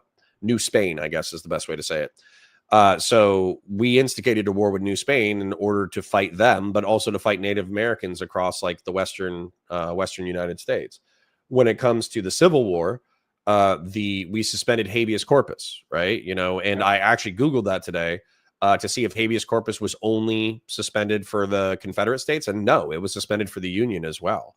If you if you engaged in any kind of seditious activity, any kind of Confederate sympathizing, then you were subject to wartime laws on conduct. Yeah, the Confederates did that too, as well, just to be clear. Well, and then with World War II, I think it needs pointed out, we kind of brought up how like a genocidal massacre could be a pretext for which to engage in a war. Well, I think, history has borne out that that's not the reason why we joined World War II. What happened was there happened to be a genocidal massacre happening, and then all of our friends were getting attacked, and then it took 3 or 4 years of us dragging our feet, and then finally we were attacked, and then we're like, fuck it, we're going in. And then we did the Japanese internment camps and the bombing of Dresden and Hiroshima and Nagasaki.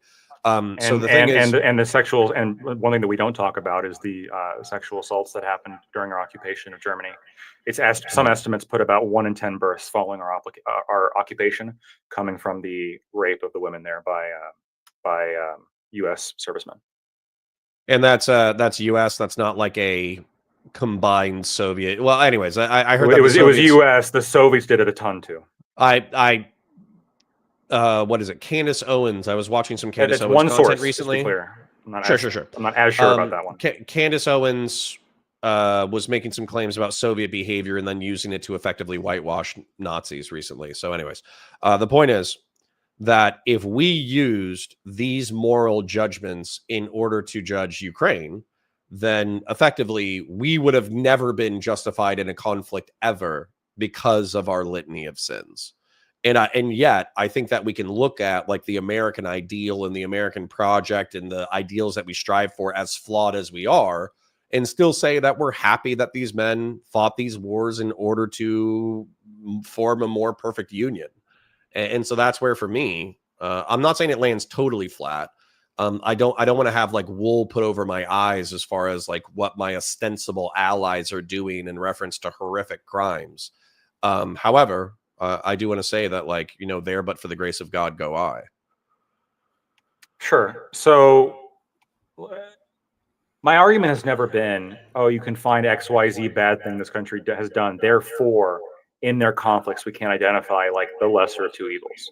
What I'm saying is that what a country does and how they behave, and historically, and when they're in the crucible of war, that those are factors that we should be considering. And if you have a country that had no problem oppressing millions of people prior to the war, and then when the war happens, they ramp that up and start backsliding on their respect for human rights, this is a really bad sign. I think that this, like and maybe this is just American exceptionalism that I have to some extent. Maybe I'm biased. Maybe I've been propagandized to some extent, because I know that America's done a lot of shitty things historically. But I think that when you look at especially early America, there are things that we've done that are during, like, when you actually analyze like what we were fighting for, I think it's laudable beyond comparison, right? The United States was very unique in the way we formed, and our concept of a republic, and our concept of democracy, and casting off the shackles of a monarchy and saying, no, fuck you. To some extent, I actually compare the American Revolution, I think a little bit less so in terms of, I think, like, our Constitution was a huge bonus change, right? I mean, this idea of rights, this idea of I'm getting sorry, real quick. I'm getting a notification from chat effectively saying that you have some kind of echo. I'm actually muted on my end, so it shouldn't be coming from my end. So can you just, I don't know how to troubleshoot an echo on your end. Yeah, but if I don't know if there's anything that you can do. I don't notice an echo at all. Give me a second.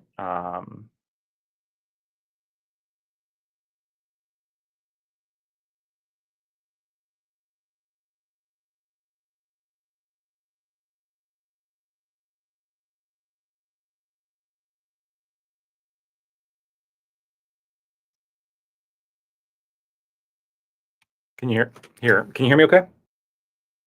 To be honest, I can hear you fine, and I don't have an echo. I just had like 2 or 3 people say it, and so I just, if there was a chance that we could fix it, I wanted to fix it. So what it might be is that I might be, well, what would it be? I'm talking to my mic, and my mic is too close to my headphones.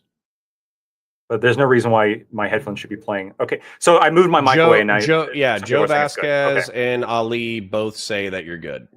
Okay, it must just have been my mic being too close. Anyway, I think that the U.S. Constitution, in comparison to what the UK was at the time, was like particularly laudable. And I think in early America, like, the wars we were fighting were like particularly like good, right? That being said, if you want to bring up Lincoln's suspension of habeas corpus, fine. In fact, I'm critical of Lincoln's suspension of habeas corpus. Now, did he do it less than the Confederates did? I think he did it. I know he did it one less than the Confederates did. So, like, either he did it like twice and the Confederates did it 3 times, or he did it once and the Confederates did it twice. I don't remember the exact ratio, but the Confederates did it more. And on top of that, you had the Confederates that I think were unlike America and unlike the Crimeans. They really, it's not like their constitutional rights were denied. It's not like they actually won that election and then their candidate was like overthrown. They lost an election and then they said, no, fuck you, we want to own people, regardless of what kind of democratic means might come into place to change this. And so fuck you. Like, no, not only were they wrong in process, but the thing they were fighting for was the ownership of human beings, like this kind of like I think exceedingly high threshold degree of evil, right? And in the same way that like what the Nazis were doing was like this exceedingly high threshold degree of evil. So what do you? And when you're dealing with those scenarios, I'm more simple. Like, yes, I agree that the lesser of two evils, like calculation, is something that when it comes to warfare, but it's still relevant to bring up the evil things that the other side does as part of the calculation. I don't think it's like the difference between Ukraine and Russia is anywhere near the difference between the Confederates and the Union, or between the U.S. and Great That's Britain. actually going to be my follow-up question. Yeah, so, and I also think that really the more comparable example would be to the Crimeans, right? Who in 1992 tried to leave, and were told, or 1991 they voted for autonomy. And then in 1982, they tried to leave and they were said no. And then 1995, they're the constitution abolished. And then in 2010, they voted for a candidate that was later couped in 2014. I mean, you have three instances just since the fall of the Soviet Union where the Ukrainians said, basically disregarded the Crimeans as a well, in this is where I'm not going to be like, Wick. I'm not like a Democrat in principle. Okay. I think the vast majority of people are morons, except for everybody in my beautiful chat. You're all brilliant. Okay. But I'm sympathetic to the autonomy arguments, just because I think that the United States, as a matter of fact, every country on the planet was formed under some level of like autonomy and self-determination, and these governments didn't sprout from the ether, and they're not like, they're not as firm as bedrock.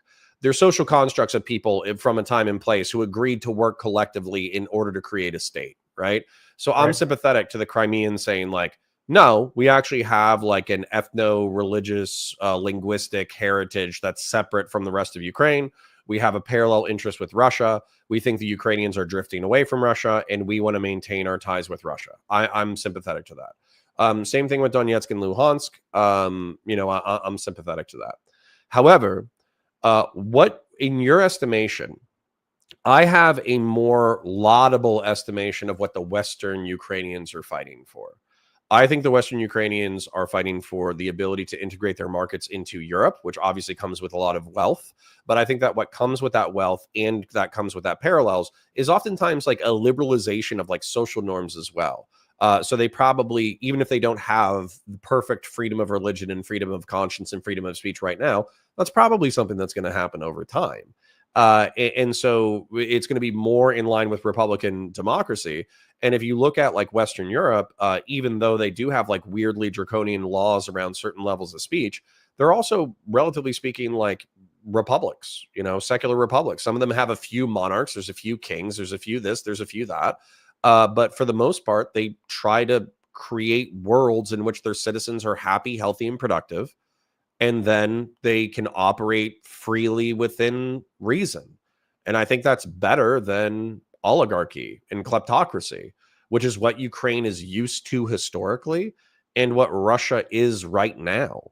So why wouldn't you prefer this destiny? Like ignore Donetsk and Luhansk and Crimea. Why wouldn't you want Western Ukraine to be capable of fulfilling their destiny in line with Europe and the United States as a part of our hegemony? Yeah, I would like it. I think I said at the beginning, right? I think them joining NATO would be a win. I just don't see it as possible. And I also, just to be clear, I think even is there like a cultural issue? Do they have the wrong skull shape? They're not capable of freedom? No, I'm not saying that at all. I think that for political reasons, I would see Ukraine behaving maybe a little bit more like Turkey, just in terms of their relation to the West, which is, yeah, they're part of NATO and they're part of the West, but they're also a little bit of like a loose cannon, and they have laws that are, pretty kind of confusing and draconian and anti-democratic. And because again, it wasn't just like the Russians invaded and then all of a sudden, like this country, had to become authoritarian to fend off the Russians. I mean, it was a corrupt power structure built off a coup that was engaged in active warfare in the east and was demanding Crimea and all the Donbass to be integrated into the unitary state of Crimea, or into the unitary state of Ukraine, before the 2022 invasion, right? This is who they were. And then 2022 happens, and then they start even going further and backsliding when it comes to all the new laws they started passing that I think were really aggressive. But I know that the meat of your point here, which is all that could be true, Lactoid, but couldn't it also be the case that they get better if we integrate them into like our imperialist kind of hegemon, NATO, EU hegemonic kind of world order? It could, and to some extent, I would like to see that. I don't think it's going to happen. I don't think Ukraine is going to be on par with like the Scandinavian countries anytime soon, or anything like Western Europe anytime soon. But I will say this: I want to dig at your comparison real quick. We got to fix some deep shit going on in Ukraine right now, because it's not just like, yes, it's the power structure and everything, but I mean, 3/4 of Ukrainians like Stepan Bandera. That's not good, right? If you know anything about the history of who Stepan Bandera is, there is like an ultra-nationalist streak right now happening in Ukraine. And the Russians are calling this Nazism. Their excuse, though, isn't their excuse that he was like a anti-communist partisan or something, and he wasn't that bad of a guy in the SS or something like that? I have no idea. I have no idea what the truth behind the guy is. I'm just saying, isn't that the cope? Isn't the cope be like, he didn't kill that many Jews and he fought the communists, so he's actually a great guy? Like, I'm sure isn't that kind of the cope? I'm sure they're saying that. Now, if you look into the history of this guy, I mean, he was literally a Hitler stooge that massacred well over, I think, 100,000 Poles in Galicia, and massacred lots of other people as well. I'm joking. I love the Poles. So hold on. So you're saying there's a Nazi subculture in Ukraine. They're not as liberal, pro-gay, pro-Funko Pop, ooh-woo, cute Japanese fucking people as I think they are. Okay, all that's I wouldn't use Nazi, just to be clear. I'd use the term ultranationalist, okay? And that's for very specific reasons, but continue. Okay, so I want to ask a specific question. So when it comes to Turkey, with your comparison of them being a loose cannon, the reason why I often associate Turkey with being a loose cannon is because they like to play footsie with the Middle East and North Africa. Also, Erdogan likes to, I think, who was the guy? It was like Ataturk, right? Whoever the main guy was who set up Turkey, who was basically like a atheist fedora edgelord who tried to secularize Turkey really aggressively. Yep. And so as a result, like, Turkey was hyper secular and progressive for a substantive amount of time, but the Islamists like always bristled at his legacy. And so Erdogan, or Erdogan, however you want to pronounce it, he's actually like a weird hybrid where he's simultaneously like a Turkish nationalist that like fights for Turkey's interest, but he also plays footsie with the Islamist, parts of the country because he's a fundamentalist Muslim. And so I kind of feel that is the loose cannon portion of Erdogan, where he's effectively, he likes Islamists. And so that's my question is, what is the loose cannon element of Ukraine?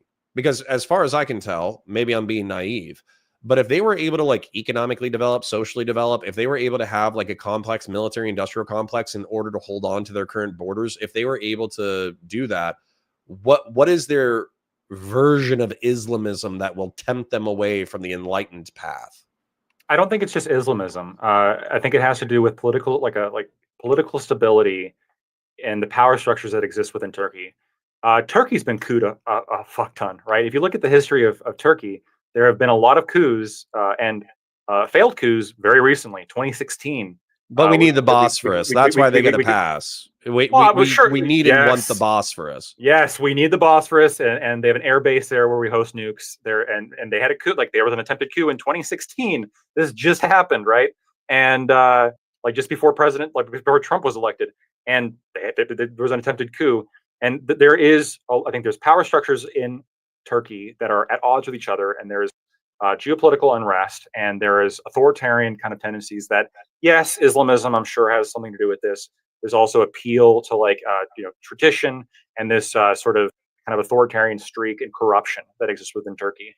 And I just see those trends in Ukraine as well. Because again, the coup happened before. Do you think that the lionization of this this SS figure and a Ukrainian ultra-nationalist would be kind of like the poison that kind of like corrupts Ukraine into hurting the EU and hurting NATO. I could see almost like an ideological parallel where you could say like Ukrainian ultranationalism, because of their recent antagonisms with Russia, would make them want to continue to antagonize Russia, which would not be in the interest of NATO. Therefore, that would be the wild card danger of admitting Ukraine into our hegemony. Is that what you're poking at, or is it something else? So, I mean, I guess that wasn't really what I'm talking about. That's a good point, though. I don't really see that risk if it comes to like EU trade deals. But in terms of them joining NATO, I could see that as being a concern, right? I mean, again, there's a lot of like ultranationalism and revanchism and this demand for like, I mean, currently the position is that Zelensky's put forward is we want it all back, including Crimea. Right now, realistically, is that going to happen? No, of course not. And I think deep down, I was about to say, is that what he needs to say though? Right, but he needs to say that in order to appeal to a large segment of the population that does have these ultra nationalist tendencies, that does like, especially in the West, that does want to like kind of bring this back. And I am a little bit concerned. I don't think this is I guess this isn't really a major concern that I was like influencing my position on this. But now that you bring it up, I think there is a little bit of concern if they're allowed into a military alliance with the West and the U.S. that like is both offensive and defensive. What sort of things might that foment? I don't know. I haven't really fully explored that. That's a good point, though. So we are hitting around 2 hours, and I'm not gonna lie, I'm a little tired just because it's been a long day. But I do kind of want to end on a deeper note, I suppose.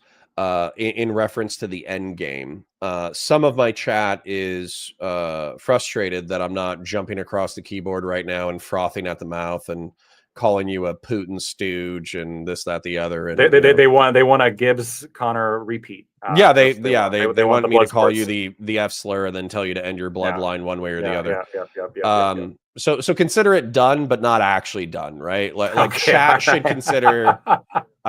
I didn't say the F slur, but just for the sake of like your emotional well-being, I appreciate that for my channel. Pretend that I said the F slur and pretend that I told Lactoid to end his bloodline in a creative way. Okay, just pretend that for the end of the conversation. Now, however, just to kind of like I would say wrap it up and put a bow on it, I guess. The one of the things that I have an end game that's kind of in my mind. I'll go first, but I kind of want you to describe what the ideal end game for you would be, and then what do you think is actually going to happen. And so I'll do it first. So my ideal end game, I am ultimately pragmatic about this. I don't think that Ukraine can take back Donetsk and Luhansk and not face a counterinsurgency. And I do think that that would ultimately be like a bloody distraction to their development as a nation. And so I don't think it's worth it. So what I would like to see is whatever little thing they have in Kursk, which I know is paltry, it's very small. But I would like to see negotiations where effectively all of Kursk is ceded back to the Russians. And then I would like to see Zaporozhye, the land bridge between Crimea, Donetsk, and Luhansk. I would like to see that go back to Ukrainian control. And then I would like to see the Ukrainians negotiate like a transport treaty where the Russians are going to be interested in doing military and logistics operations in Crimea. So they need some kind of like transport negotiation where they can move military personnel along like one highway in order to get to Crimea. That's what I would ideally like. As far as long term, I would love to see them in NATO. I don't think that's going to happen. I would like to see a unilateral defensive pact between us and Ukraine. That way, after this war is done, it's done, right? Like it's not coming back again because Russia doesn't want to take more territory because they will piss us off. That's what I want to happen. What I think is going to happen is I think that what I want is probably going to happen in the long term. We just might need to lose another few 100,000 people, and Ukraine will be forced to come back to the table because they just won't have the capacity to fight anymore. Like you said, it's not a technology or a logistics issue. It's a manpower issue. When they no longer have the men to pilot the vehicles and the drones and hold the trenches, and it's getting really thin and Russia's on the verge of breaking through, I think you'll see Ukraine come back to the table. And unfortunately, if Russia doesn't have a breakthrough, I think that they might have to give up Zaporozhye in order to achieve peace. So that's what I think. I want to happen. What I think will happen. Can you answer those two questions? Yeah, absolutely. So I think what I want to happen is probably kind of similar to yours, actually. I think that the Donbass and Crimea should be ceded to Russia. Um, I would like the rest to have referendums monitored by like some kind of UN agency or some kind of truly third party, see what the people there really want, free of coercion, and then the results of those referendums respected when it comes to Zaporizhia, Kherson, and then maybe even Kharkiv, and then the remaining part of Ukraine joins NATO, or if not NATO, some kind of defensive military understanding to where they're basically solidly within our kind of American geopolitical hegemony, right? That would be kind of the ideal scenario. And then also all this happens somehow with getting along with Russia, and reestablishing economic ties there. What I think is going to happen is Russia's not going to give any land back that they've taken thus far. There's just no way that's happening. And they are not going to accept Ukraine joining any kind of defensive military alliance with the West or NATO or anything like that. And I think they're going to get that one way or another. They're either going to get it by slogging it out, or they're going to come to some kind of deal with the West, maybe even America, maybe even Trump, in which those things are understood, and then we pull back. Maybe there's some kind of mineral deal in which we have economic interest in Ukraine now. Maybe we reopen economic ties with Russia to some extent. I'd like to see that. I think that'd be good for the world economy, especially inflation, especially affordability of natural resources. I think all that'd be very helpful. But I think that is what's going to happen. I don't. Again, I think as long as you have Ukraine kind of in a similar position as Kazakhstan, I don't think you're going to see another invasion. Obviously, it could be wrong about that, but that's just kind of what I see happening. I also, I guess, two questions before we head out, because I want to respect your time, and I know that you're tired. The first question is, I know Tiberius, he's messaged us. He wanted to jump in and say a few things. I don't know what your thoughts are, and if you can just jump in and maybe say a few endpoints that he thoughts that he had. I got no problem with that. The other thing I wanted to say, and I'm not expecting you to comment on this, but this is just in response to a couple things that have been being said, not only in your chat, but like on Twitter and other things. I have never ducked Dylan Burns. Me and Dylan Burns have debated. It is on Wick's channel right now. Dylan Burns was sold to me as sort of like the king knowledge person of Ukraine. I think Wick did by orders of magnitude a better job. I don't think Wick won that debate, but I think Wick did a better job than Dylan Burns did. And Dylan Burns has been calling me a liar about UN polling that I referenced prior to 2014, between 2009 and 2011. But when you watch his stream of him calling me a liar, he quite literally just doesn't scroll up one mouse wheel to see the table that I'm referring to. So if any of you are skeptical as to what the actual polling, the UN polling is in Crimea, you can look at this up on Wikipedia. Highly recommend it. Go look for yourselves. You can see the first table showing exactly what I said is true. And then when it comes to ducking Dylan Burns, never done it. If Dylan Burns wants a rematch, I've got no problem. I'm confident in all the facts that I've said. I've got an obsidian that has all this stuff laid out. Yeah, that's just what I have to say about that. I think that he is sort of has a history of just jumping to conclusions and making statements and about assumptions about other people that turn out to be ill-informed, and I think that's what's happening right now. Well, in reference to Tiberius, I'm gonna have to say sorry, buddy, but not tonight. We can catch up on stream next Tuesday. Literally, I wouldn't even care if we had like a three-way panel or something with Lactoid or someone else or whatever. But I'm wiped. I kind of got to go. And honestly, like Tiberius and I, we have phone conversations every now and then. And the last conversation, maybe it was the second to last conversation we had a week back or a couple of weeks back, he was like, yo, fuck Twitch and YouTube politics. He was like, fuck all these dumb motherfuckers with their stupid fucking opinion. They're all pieces of shit. I hate them all. And so no, I'm still in Twitch and YouTube politics. I can't take that attitude. I have to contend with this space. So no, he can't. If he wants to be able to jump on panels randomly, then he has to be in the trenches with me, routinely suffering the horrors of Twitch and YouTube politics. He can't be like, oh, this is an interesting conversation. I like both of these guys. I'm gonna jump in real quick and make a couple of points, then leave. Nah, you have to suffer. So yeah, that's my feelings on that. When it comes to Dylan, I'm just gonna share my perspective on him. Dylan obviously invited me out to Hippy Dippy. We've had a great relationship through all that. We worked together with PV. We had a great relationship with that. And we've talked online and off about Ukraine. And I think the one thing is that he's found, I would say, purpose in the Ukrainian people. I would say that he's an earnest advocate on their behalf. Now, that being said, and this is not a criticism, this is a description. When you pick a side in a conflict, sometimes you will be blind to your side's sins because it's not advantageous to see your side's sins. And you're in an existential war. You're in an existential conflict.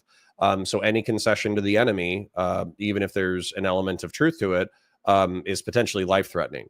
So I would just invite you, Lactoid, to maybe extend him a little bit of grace, where he's very passionate about this because obviously it's a substantive part of his life, because he stayed there he has friends there, all that kind of stuff.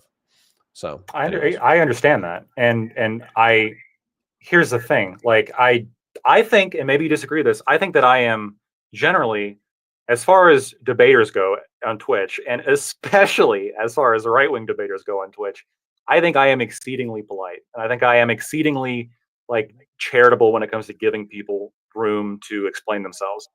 When it comes to this specific topic, I just there's a couple things here that Dylan has done that have just frustrated me immensely. We have had a debate, and during that debate, it was a shit show. Him and Ukrainian Anna and Mercado. I mean, I don't really know if he contributed much to their side, but they just cut me off constantly, yelling insults, nothing but insults. And then when I did the debate on Tim Pool, there was a couple of reviews that came out, and Dylan Burns did one of those reviews, and of course I'm going to watch part of it because I'm interested in what people have to say. And again, just nothing but insults and allegations of me lying when I'm not, and just like ignoring, like literally not scrolling up on a page to see the table where I'm right. And it's not like I'm ducking anything. He hasn't challenged me to a rematch. I'm perfectly. If we want to talk about the polling, if we want to talk about other elements of this, I'm not going to back down from that challenge. But the fact that, like, again, I'm having an issue with this when I feel as though, and maybe this is me just being biased towards myself, like I am very forgiving when it comes to people who have wronged me or like been exceedingly aggressive towards me in a debate. But this is like consistent now, where it's been a couple times where he's the supposed expert and nothing but that's just Russian propaganda. You're just a Russian propagandist. You're just a liar. You're just an idiot. You're just stupid, etc. Blah blah blah blah. And then I try to make a point, and it's nothing but interruptions. But I totally understand the position you're in. I'm not expecting you to like take my side against him or something. Yeah, Dylan, F slur. KYS. No, I'm fucking around. I love you, Dylan. I'm just kidding. I'm kidding. And I want to say, Connor, this conversation, this has been the most civil and for how short it was comparatively, this has been the most civil conversation in Ukraine that I've had with like any of the pro-Ukraine like influencers and streamers. And I just want to give you massive credit for that, because during this conversation, even though you disagreed with me, like I didn't get that same treatment from you when I got it from almost everyone else. Some people are going to criticize you for that, but I think that what that shows is that really, your brain hasn't been poisoned by blood sports. So I'm just gonna share what I expect the reaction to be from the audience is effectively that you have a command of facts or statistics or whatever, boom boom boom boom boom boom boom, And what they're going to say is like, okay, these are all pro-Russian talking points. However, what I would say is oftentimes when I'm trying to establish information, source is not the problem, right? It's whether or not it's verifiably true.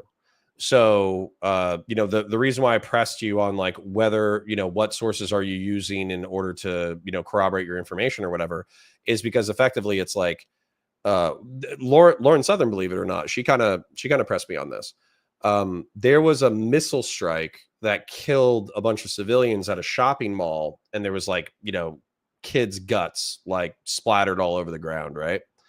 And those pictures were being shared on Twitter.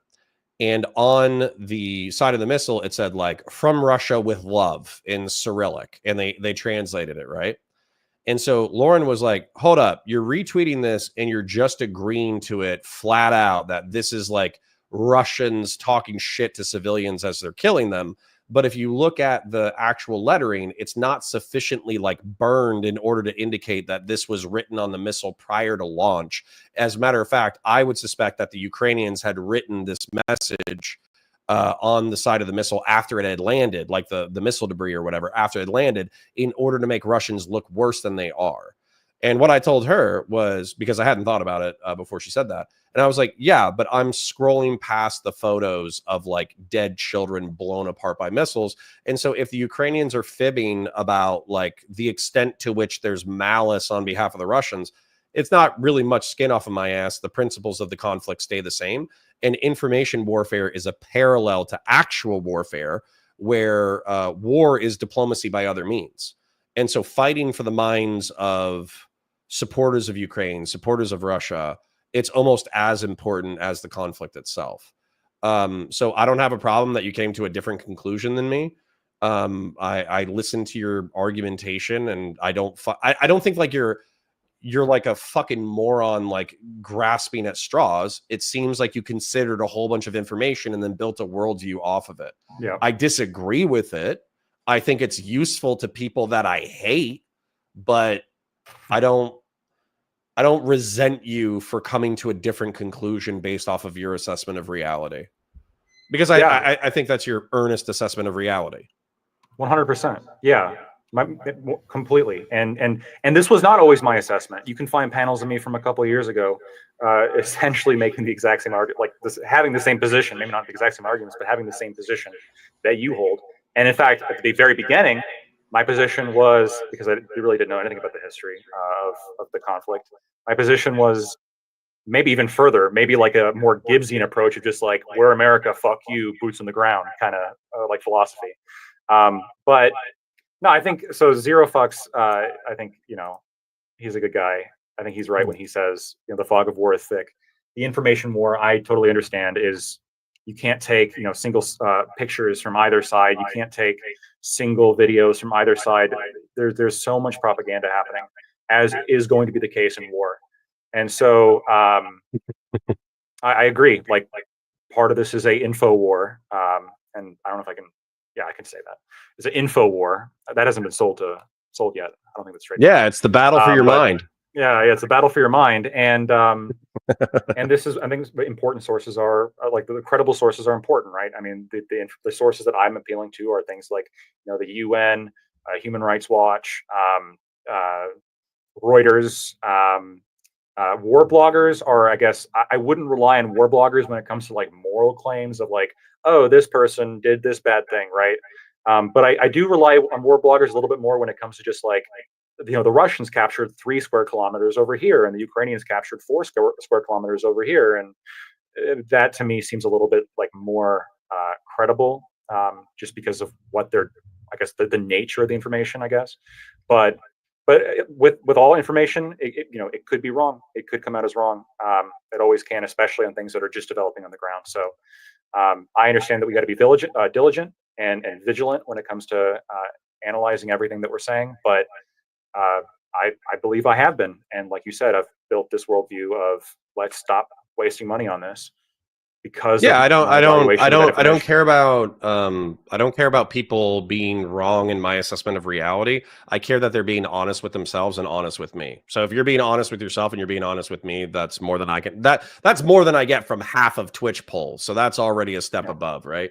I am going to run one thing that we should just keep in mind to talk about at some point if it ever comes up again, if there's any developments and we're on a panel or we want to do like a side debate or something.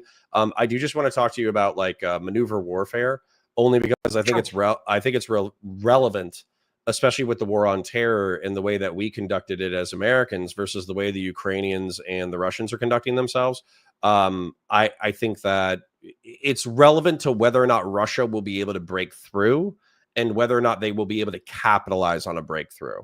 But to be honest, I'm just a little tapped out to go over maneuver warfare right now. So, All good. All good. No. all right. Well, thanks for chatting, agreeing yeah. to the combo, and I hope you have a great night. Yeah, you as well. Have a good night. All right. Bye, buddy. All right, ladies and germs. I'm assuming that's a message from Dylan saying, this guy's a fucking Russian shill piece of shit. I can't believe you didn't challenge him on this, and this. But it is what it is. I am a little tired. I do understand you guys are quite passionate. That's totally fine. Please channel your passion into likes for the stream so other people know that we're live, although we are wrapping up. Please give super chats or subscriptions if you feel so inclined. If you're not following, please follow. And if you're not subscribed on YouTube, please subscribe. I will answer some questions and comments from chat real quick. But like I said, it was just a long day. I went to the park twice. I went to the doctor in the morning. I live streamed. I did some, back end work as well.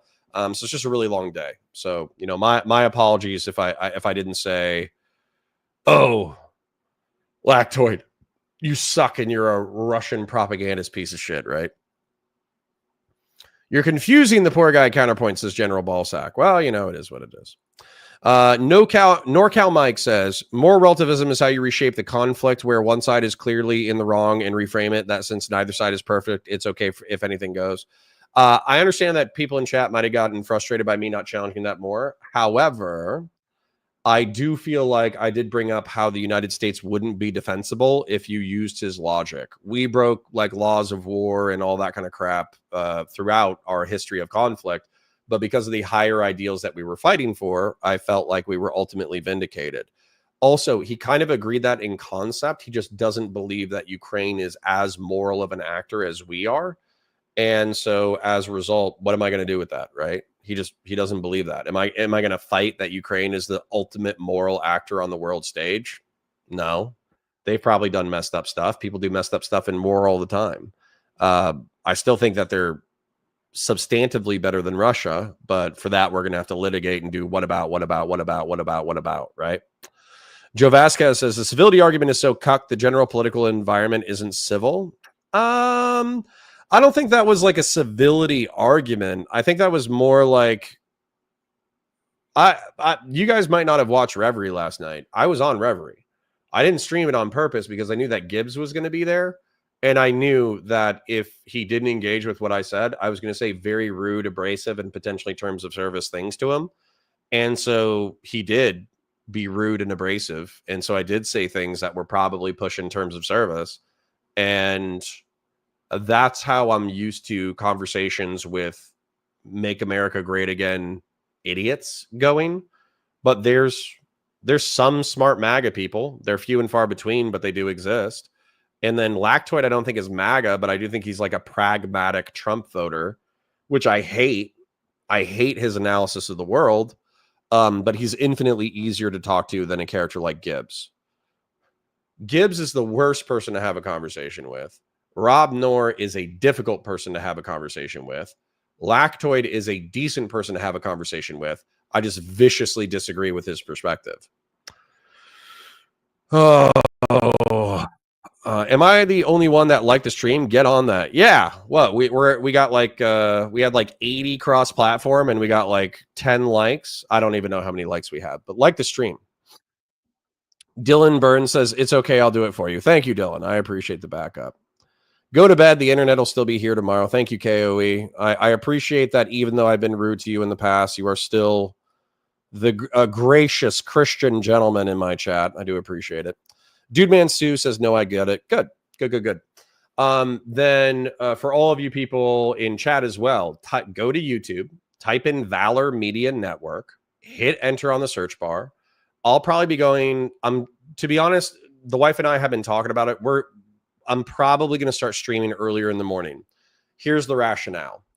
At 2 p.m., if I go on to, I notice like a 10%, 15% drop in my views, and I go back to the YouTube home search bar, not on purpose, like I'm not like, malding or anything, but I noticed that there's half a dozen people live, like, Queen will be live, Chud will be live, Destiny will be live, et cetera, et cetera.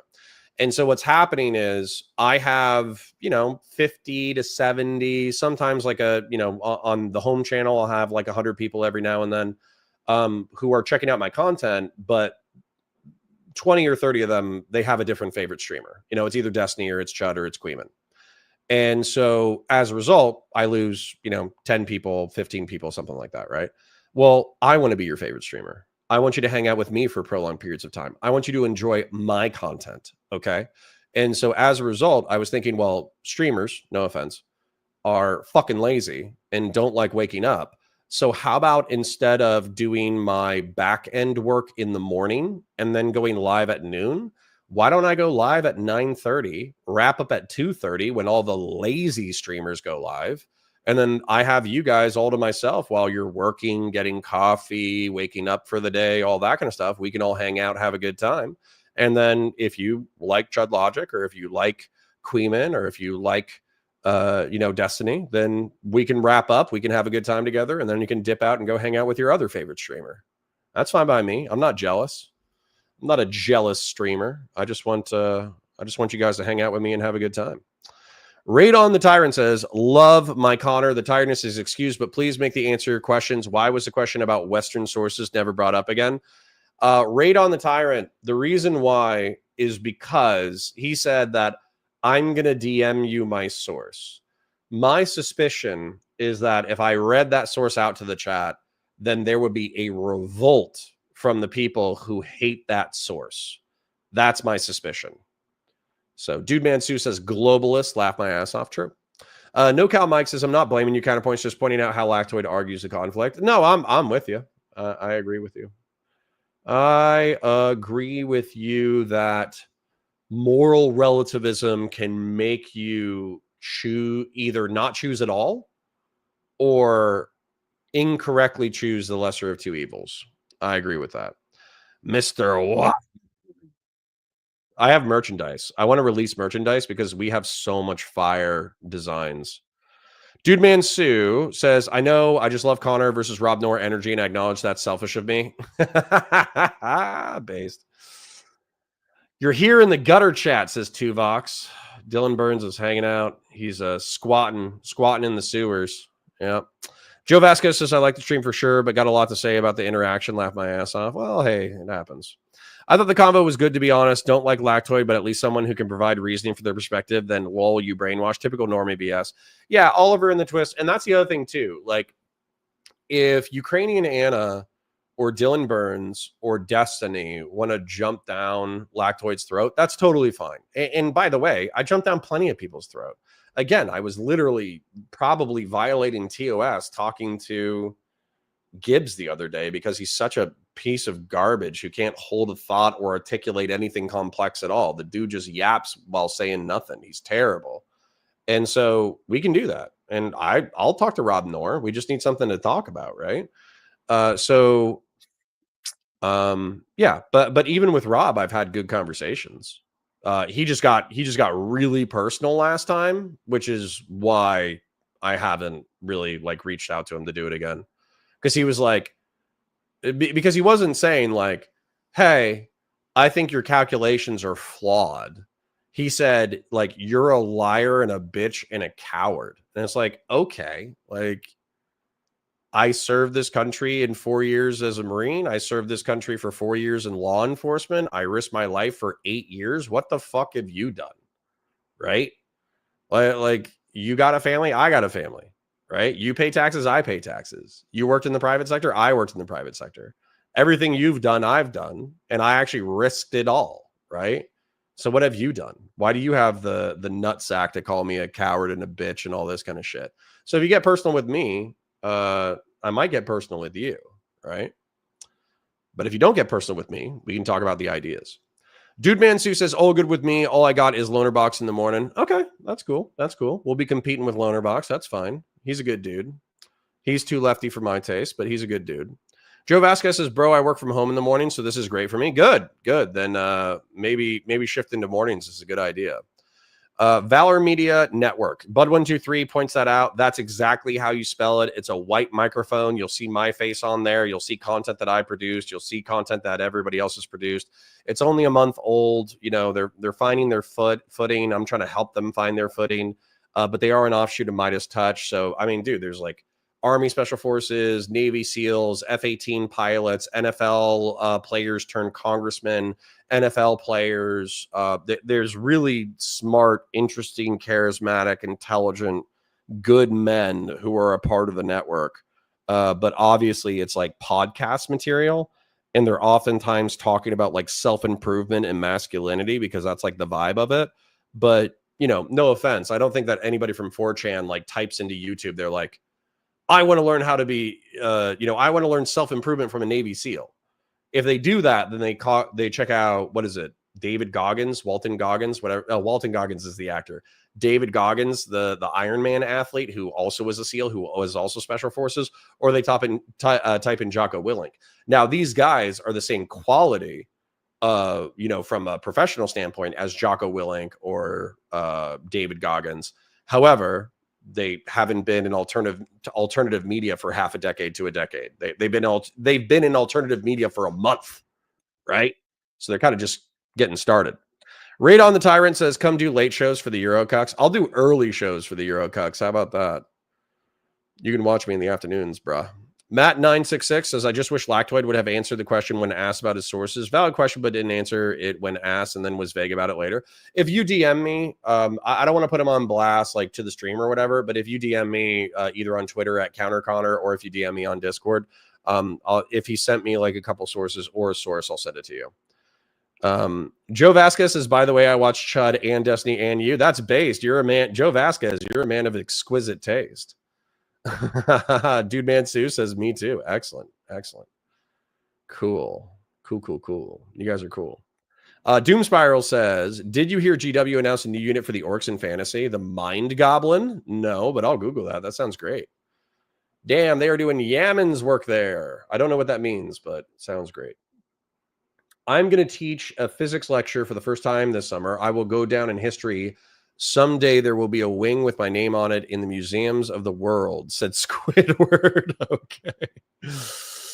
Squidward, professor of art. Joe Vasquez says at Counterpoints, you think you can get a convo going on your channel with Ukrainian Anna and Lactoid? Would love to see the views. I think Ukrainian Anna will be too passionate about it. So this is not a criticism. This is me analyzing the fact. Dylan Burns was on the ground in Ukraine for years. He risked his life in order to cover the conflict repeatedly. He's had friends that were injured by Russian mortar fire, which he was present for. He's seen what happened with the flooding in Kherson that flooded and killed human beings and flooded and killed animals. He is passionate, burning with fire, hating of Russia. Same thing with Ukrainian Anna. You can watch clips of her on Twitter where she's hiding in a hallway because her city is being bombed by Russians. It's being shot with missiles. She walks out into her parking lots and her parks, and there are injured and dead people. They are not going to have a nuanced, high-level helicopter geopolitical view. I'm not saying they're not capable of geopolitical analysis. Of course they are. And of course they're both intelligent. Of course they're both brilliant. But they are bought into their side, which is fine. I agree with their side. I'm with them.